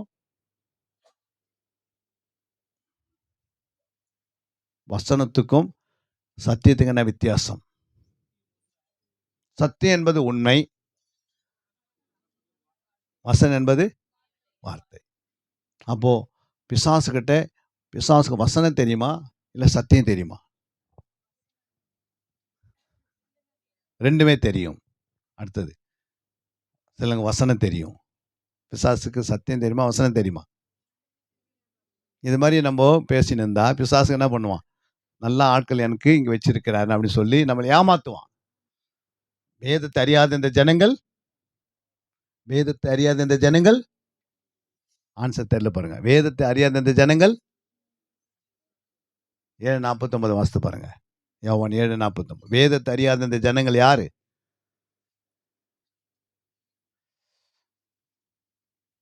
7:49 இருக்கா இல்லையா பைபிள்ல, யோவான்ல? பாருங்க, வேதத்தை அறியாத இந்த ஜனங்கள் சபிக்கப்பட்டவர்கள் என்றார்கள். இல்லையா? நீங்க வேதத்தை அறியல, வசனனா என்ன, சத்தியனா என்ன அப்படின்னு உங்களுக்கு தெரியலன்னா பிசாசு கொண்டாட்டம் ஆயிடும். புரியுங்களா? அந்த சாபத்துக்குள் நாம் போகக்கூடாது. வேதனா என்ன? வேதனா என்னமா? இப்போ வேதத்தை அறியாதுன்றாங்க, அங்க சொல்ல வேதனா என்னன்னு கேட்கிறேன். என்னுடைய வார்த்தை வேற. வேதனா என்ன? பின்னாடி உட்காந்துக்கிறது தெரியல, அவருடைய சரித்திரம் வேதம். வேதம் தெரியல பாருங்க. இதெல்லாம் தெரியாது. வேதத்தை அறியாத இந்த ஜனங்கள் சபிக்கப்பட்டிருக்கும் அப்படின்றாரு. அப்ப எந்த ஜனங்க, இந்த வேதத்தை யார் அறியலையோ அவங்களாம் யாரு? சபிக்கப்பட்டவங்க. அந்த கூட்டத்தில் எத்தனை பேர் வரீங்க நீங்க? ஏதோ அறியறோம். புரியுங்களா? பக்கத்துல என்னன்னு கேட்டு பாருங்க. டக்குன்னு அவங்க அவன் நேற்று சண்டை போட்டாங்க அப்படின்னு கரெக்டாக சொல்கிறாங்க. அதை அறிஞ்சனால கரெக்டாக சொல்லிடுறாங்க. ஏன்னா நமக்கு அங்கே கண் இருக்குது. இல்லையா? ஊரில் என்ன செய்கிறான்னா அதை தான் நம்ம கரெக்டாக கடைப்பிடிச்சி வச்சுக்கிறதுனால இந்த வேதத்தில் அறியணுமே. வேதம் என்றால் 66 புத்தகம். என்னது? 66 புத்தகம் வேதம். இந்த 66 புத்தகத்தை என்ன செய்யணும்? ஒரு விசுவாசி அறியணும். எப்படி அறிய முடியும்? ஒன்று, இதை வாசிக்கணும். ஒருத்தர் பைபிளே வாசிக்க தெரியாது. எத்தனை பேர் பைபிள் வாசிக்காதுக்கிறீங்க? பைபிள் எத்தனை பேருக்கு வாசிக்க தெரியல? 1. 2, 3, அப்புறம் 4, ஒரு 6, 7 பேர் இருக்கிறீங்க. எத்தனை பேரு? 6, 7 பேர் இருக்கீங்க. நீங்க வந்து வேதத்தை எப்படி வாசித்தது எங்க காதுல தான் கேட்கணும் இல்ல? நான் வாயில வாசிக்கிறது எங்க கேட்கணும்? காதுல கேட்கணும். இப்ப டைரக்ட்டாவே பைபிள்னு ஒண்ணு இருக்குது. Audio cassette. ஆடியோ பைபிள்னு ஒண்ணு இருக்கும். செல்போன் மாரி சின்னதா இருக்கும். புரியுதுங்களா? அது வந்து அவ்வளோண்டு தான் இருக்கும். இந்த சின்ன சின்ன ஃபோன் இருக்குது அவ்வளோண்டு. அதில நீங்க காதுல அந்த ஏர்ஃபோன வச்சுட்டு ஆன் பண்ணிட்டீங்கன்னா, பைபிள் என்ன பண்ணும் அது? படிச்சு ஆதியாகம் டூ வெளிப்படுத்தி வரைக்கும் படிக்கும். ஒரு 10 நாளுக்குள்ளயே நீங்க 100 அதிகாரம் கேட்டுறலாம். எத்தன அதிகாரம்?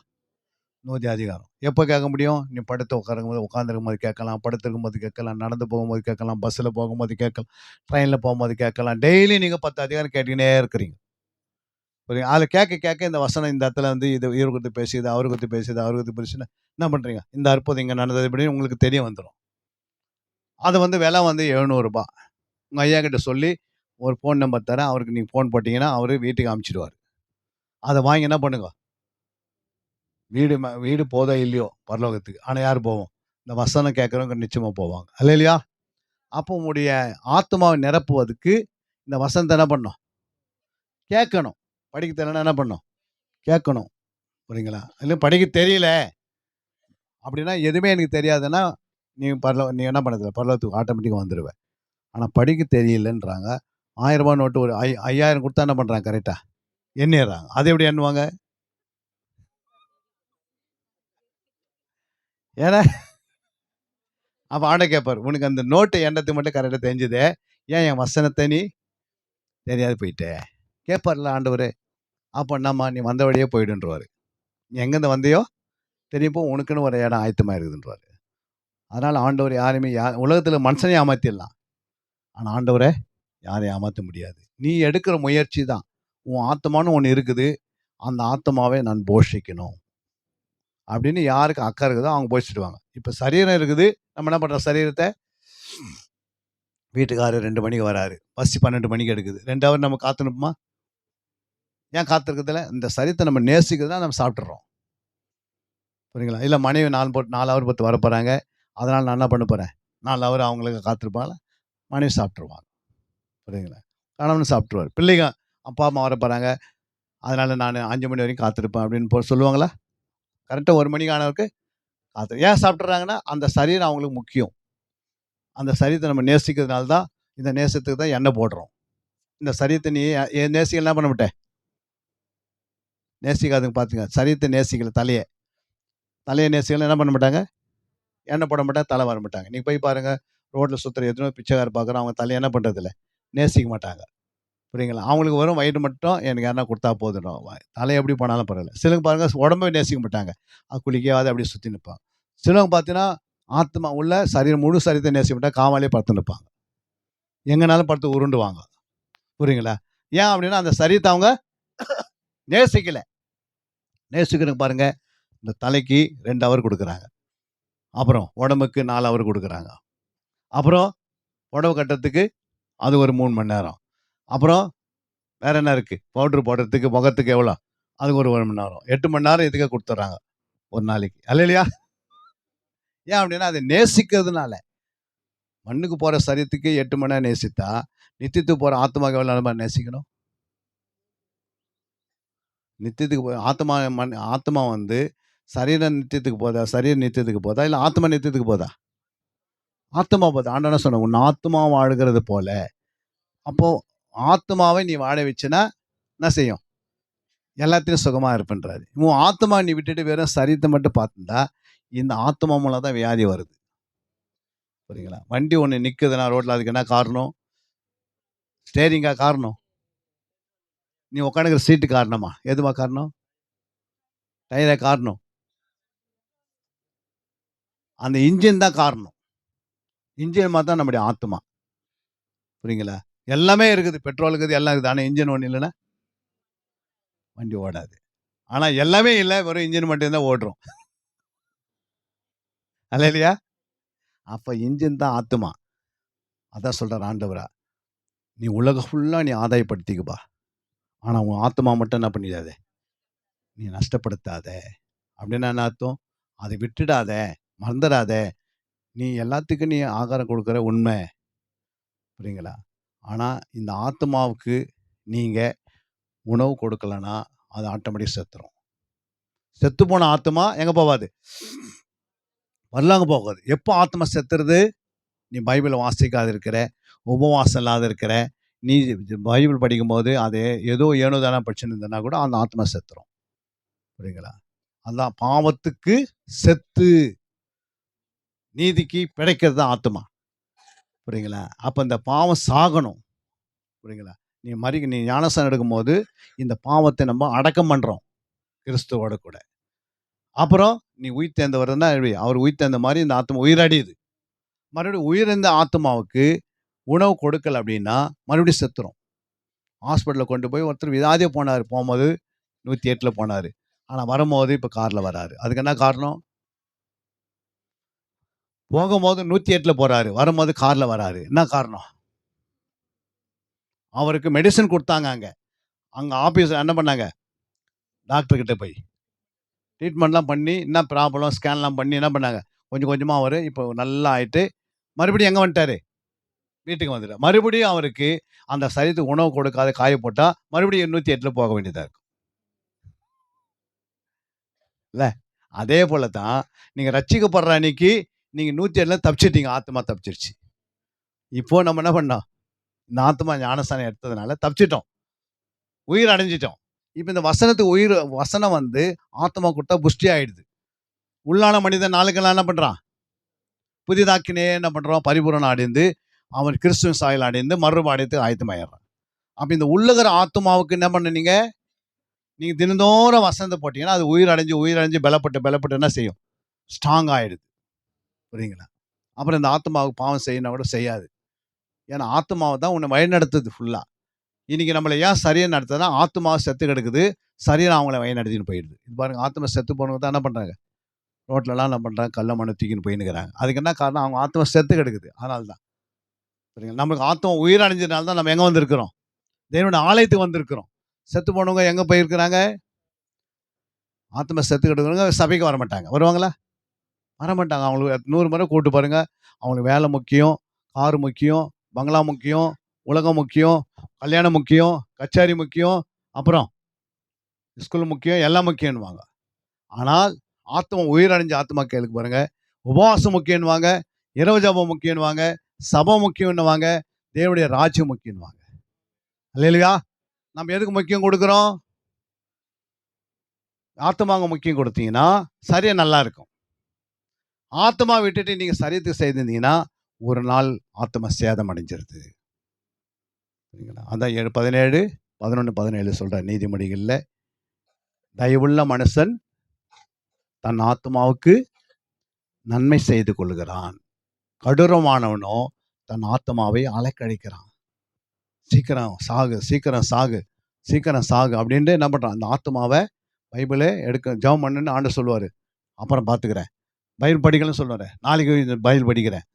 அப்புறம் சர்ச்சுக்கு வாங்க, அடுத்த வாரம் வரணுவாங்க. இப்படி சொல்லி சொல்லி சொல்லி அந்த ஆத்மா என்ன பண்றாங்க? அலைக்கழிக்கிறாங்க. கொஞ்சம் கொஞ்சமா ஆத்மா என்ன பண்ணுது? பின்னிட்டு போய் கடைசியில் என்ன பண்ணிடுது? அந்த ஐஸ்வர்யம் போய் நரகத்தில் விழும்போது அங்கதான் என்ன பண்ணுது? அவனுக்கு தண்ணி தாக எடுத்துச்சு. ஒரு சொட்டு தண்ணியாவது யாராவது கொடுப்பாங்கன்னு ஏங்கி நிக்குது. அந்த வேதனையை தாங்க முடியல. புரியுங்களா? அப்போ காற்றிருக்கும் போதே தூத்த சொன்னாரு. அவன் காற்றிருக்கும் போதே தூத்தல. அல்லேலூயா! நல்லா இருக்கும் போதே பைபிள் படின்னாரு. ஹாஸ்பிட்டல் போய் படுத்துட்ட பிறகு பைபிளும் படிக்க முடியாது, ஜெபம் பண்ண முடியாது, யாருக்கும் உதவியும் செய்ய முடியாது, நற்கிரிகளும் செய்ய முடியாது, ஆலயத்தை எதுவும் கொடுக்க முடியாது, எதையும் செய்ய முடியாது. நல்லா இருக்கும் போதே என்ன செய்துக்கோ? தூத்திக்கணும். நல்லா இருக்கும் போதே பைபிள் எடு, நல்லா இருக்கும் போதே ஜெபம் பண்ணு.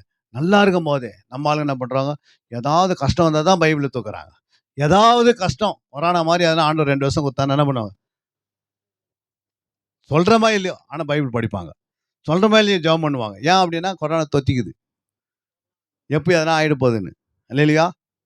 ஏன்னா நம்முடைய வாழ்க்கையில கொரோனா வருதோ, உலகம் போல பூகம்பம் வருதோ, இல்லை பூமி அதிர்ச்சி வருதோ, இல்லை சுனாமி வருதோ, இல்லை 2 காய்ச்சல் வருதோ, பன்றி காய்ச்சல் வருதோ, யானை காய்ச்சல் வருதோ, அப்புறம் தேவையில்லாத காய்ச்சல் வருதோ, ஆனால் நம்முடைய வாழ்க்கையில் தேவனுடைய பிள்ளைகள் எப்போதும் என்ன செய்யணும்? தேவனுடைய வார்த்தையிலும் வசனத்திலையும் சத்தியத்திலையும் நிரம்பி இருக்கணும். ஜெபத்திலே நிரம்பி இருக்கணும். எதுவும் நம்மை அணுகாதுன்றாரு, எதையும் நம்மை தொடாதுன்றாரு. எல்லா ஆசீர்வாதம் உன்னை மோத ஆரம்பிச்சிடும் பஞ்சத்திலேயே. அல்லேலூயா. இஸ்ரவேல் தேசம் எகிப்து பஞ்சத்தில் இருக்குது, ஆனால் இஸ்ரவேலை கர்த்தர் ஆசீர்வதிக்கிறார். ஒரே தேசம்தான். இந்தியாவில் கர்த்தர் என்ன பண்றாரு? தமிழ்நாட்டை அதிகமாக ஆசீர்வதிக்கிறாரு. ஏன் ஆசீர்வதிக்கிறாரு தமிழ்நாட்டை? தமிழ்நாட்டை ஏன் ஆண்டவர் அதிகமாக ஆசீர்வதிக்கிறார்னா, இந்த தமிழ்நாட்டில் தோமான்ற ஒரு சீசன் என்ன பண்ணிட்டார்? வந்து ரத்த சாட்சியம் மறிச்சிருக்கிறாரு. அந்த ரத்தம் பேசிக்கொண்டே இருக்கும், தமிழ்நாடு ஆசீர்வதிங்க. இப்போ நம்மளாம் ஆசீர்வாதமாக இருக்கிறதுக்கு யார் காரணம்? தோமா. புரியுங்களா? அதனால தான் தமிழ்நாட்டை யாரும் அடிக்கவே முடியாது. ஏன்னா கோதுமணியானது நிலத்தில் விழுந்து சாகாவிட்டால் அது மிகுந்த கனி கொடுக்காது. இல்லையா? அவங்க மறிச்சதுனால இன்னைக்கு நம்மளாம் எப்படி இருக்கிறோம்? ஆசீர்வாதமாக இருக்கிறோம். ஒரு பரிசுத்தவான் மறிச்சதுக்கு, ஒரு அப்போஸ்தலன் வந்து நம்முடைய பட்டணத்தில் மறிக்கும் போது நம்முடைய பட்டணம் என்ன ஆகுது? ஆசீர்வதிக்கப்படுகிறது. புரியுங்களா? அவர் ரத்த சாட்சியா மறித்தாரு. புரியுங்களா? இன்னைக்கு வரைக்கும் இஸ்ரவேல் தேசத்தில் இயேசு மறித்தாரு. அந்த தேசம் எப்படி இருக்குது? ஊரெல்லாம் பிச்சை எடுக்குது, ஊருக்கே கடன் கொடுக்குது. அதுக்கு என்ன காரணம்? எத்தனையோ தேசங்கள் சேர்ந்து இஸ்ரவேல் தேசத்தை அடிக்கணும்னு பிளான்லாம் போட்டாங்க. புரியுங்களா? இந்த கல்லில் மோதுகிறவனுக்கு என்ன உண்டு? இந்த கல்லின் மேல் மோதுகிறவனுக்கு நம்ம உண்டு? அவன் நொறுங்கி போய்விடுவான். இஸ்ரவேல் தேசத்து மேலே எத்தனையோ பேர் கல் அடிச்சாங்க. என்ன ஆச்சு நிலைமை? அந்த கல்லை போய் திருப்பி அடிக்குது அவங்கள. அல்லேலூயா. சின்ன நாடு தான். நம்முடைய மாவட்டத்தில் ராணிப்பேட்டை மாவட்ட அளவு கூட இருக்காதுன்னு நினைக்கிறேன். இல்லைங்கய்யா? சின்ன நாடு. எல்லா நாட்டிலையும் எப்படி இருக்குது? ஏன்னா எல்லா நாட்டில் இருக்கிற இராணுவத்துக்கு மனுஷன் ட்ரைனிங் கொடுத்தான். ஆனால் இஸ்ரவேல் தேசத்தில் இருக்கிற இராணுவத்துக்கு யார் கொடுத்த ட்ரைனிங்? ஆண்டவர் கொடுத்தாரு. புரியுங்களா? ஆண்டவர் கொடுக்கறதுக்கு ட்ரைனிங்க்கும் மனுஷன் கொடுத்துக்கு என்ன வித்தியாசங்குது? நம்ம வித்தியாசங்குது. ஆண்டவர் உனக்கு ட்ரைனிங் கொடுத்தா நீ எப்படி இருப்ப? மனுஷன் கொடுத்தா கொஞ்சம் கஷ்டமாகவே இருப்போம். நம்முடைய ஆண்டவர் நமக்கு ட்ரைனிங் கொடுக்குறாரு. புரியுங்களா? அந்த காலத்தில் 2000 வருஷத்துக்கு முன்னாடி வசனத்தை வாசிக்கிறதுக்கே தெரியாது எனக்கு. என்னது? வசனனாவே கஷ்டமாக இருக்கும். அதனால் ஒரு கேஸையாவது வாங்கி என்ன பண்ணிடலாம், எல்லா இடத்துலையும் வாசிக்கலான்னு பிளான் போட்டேன். ஆனால் ஆண்டவர் இந்த வசனத்தை கொடுத்து சத்தியத்தை கொடுத்து கிட்டத்தட்ட 170-80 கிலோமீட்ரு சென்னையிலேருந்து புறப்பட்டு 8 மணிக்கு உங்கள் மத்தியில் வந்து ரோட்டில் கூட ஒரு டீ சாப்பிட்ணும், ஒரு அது சாப்பிட்ணும். நாங்கள் எதுவுமே சாப்பிட முடியாமல் அவசர அவசரமாக வண்டிகளை ஓட்டிக்கின்னு எங்கே வந்தோம்? உங்கள் மத்தியில் வந்து எப்படியாவது 3 மணி நேரம் வண்டி ஓட்டின்னு வந்ததுனால ஒரு 3 மணி நேரம் பேசக்கூடாதா? நம்ம பேசக்கூடாது, பேசணும். புரியுங்களா? சத்தியத்தை பேசு, சத்தியம் என்ன செய்யும்? உங்களை விடுதலை ஆக்கும். சத்தியம் என்றால் அது கனியை குறிக்கிறது, வசனம் என்றால் விதையை குறிக்கிறது. அதனால தான் பிசாசுகிட்ட என்ன இல்லை? கனி இல்லை. என்ன இல்லை? கனி இல்லை. அப்படின்னா அன்பு இல்லை. அப்போ விதையை போட்டு தான் நீ கனியை உருவாக்கினே தவிர, அந்த விதையை போட்டு மரத்தை காத்துக்கினா கனி வரும். கனி இல்லாத மரம் வெட்டுண்டு அக்னியில் போடப்படும். அதான் ஆரம்பத்தில் எடுத்தோம். அதனால நீங்கள் என்னவா இருக்கிறீங்க? இந்த ஆலயத்துக்கு ஒரு மரமா இருக்கிறீங்க. என்ன மரமா இருக்கணும்? கனி உள்ள மரங்களா இருக்கணும். புரியுங்களா? நீங்க மக்களுக்கு உப்பா இருக்கணும், சுவையா இருக்கணும். உங்ககிட்ட 4 பேர் பேசிட்டு போனாங்கன்னு வச்சுக்கோ. அந்த அக்காவை பார்த்தேன், அந்த சகோதரியை பார்த்தேன், அந்த சகோதரனை பார்த்தேன், அந்த அம்மாவை பார்த்தேன். அவ்வளோ அன்பா பேசினாங்க. அவ்வளோ அன்பா எனக்கு என்ன பண்ணாங்க? ஆறுதல் சொன்னாங்க. அவ்வளோ அன்பா என்ன பண்ணாங்க? என்னோட பேசினாங்க. அல்லேலூயா. எத்தனை பேர் உங்களுக்கு புரிஞ்சது? இப்போ 2 பேரும் சாட்சி கொடுக்க போறீங்க. யார் கொடுக்க போறீங்க? இன்னைக்கு ஆண்டவர் உங்களோட பேசினார் இல்லையா? இது வரைக்கும் உங்ககிட்ட பேசலன்னு நினைக்கிறேன். அல்லேலூயா. அப்படியே நான் இன்னும் இப்போ தான் ஆரம்பிக்கிறேன். ஆண்டவர் கூட பேசியிருந்தா, என்னோட ஆண்டவர் இப்படி பேசினாரு, என்னுடைய வாழ்க்கையில் இப்படி இருந்தது, இப்படி பேசினார் ஆண்டவர், எனக்கு உணர்த்தினாரு. நான் ஆண்டவருக்கு இன்னும் அதிகமாக ஆண்டவர் அறிய போகிறேன். நீங்கள் என்ன கேட்டீங்களோ அதை சொல்லலாம். ஏன் அங்கேருந்தே சொல்லலாம். யார் சொல்ல போகிறது? இன்னைக்கு ஆண்டவர் என்ன பேசினார்? ஒரு நிமிஷம் வெக்கப்படக்கூடாது. ஆண்டவங்களோட பேசினார் இல்லையா? அதை குறித்து நீ சொல்லணும். என்கிட்ட வந்து இந்த விதை குறித்து பேசினாரு, சத்தியத்தை குறித்து பேசினாரு, அப்புறம் வித்தை குறித்து பேசினாரு, அப்புறம் 3 அவர் ஜெபத்தை குறித்து பேசினார், உபவாசத்தை குறித்து பேசினார், இரவு ஜெபத்தை குறித்து, என் பிள்ளைகளை குறித்து பேசினார். எல்லாத்தையும் சுற்றி ஆண்டவர் வந்துட்டார். ஆனால் எதுவுமே நாமத்தில் இருக்கும். அந்த நாமத்தில் இருக்கிறது எது இருக்குதோ அது ஆண்டவருடைய நாம மகிமைக்காக நீங்கள் என்ன பண்ணணும்? எழுந்து நின்று நீங்கள் சாட்சி கொடுத்துட்டு என்ன பண்ணலாம்? முடிக்க பார்க்கணும். யார் சொல்ல போகிறது சாட்சி? சிஸ்டர் சொல்கிறாங்க பாருங்கள். அந்த சைடு திருப்புங்க. மைக் கொடுங்க அவங்ககிட்ட. இந்த மைக்கை கனிமொழிப்போல் பார்த்து வந்த தேவனுக்கு நன்றி. உழைக்கார மணிப்பிள்ளைகளை பார்த்து வந்த தேவனுக்கு நன்றி. விசுவாசிகளை காத்து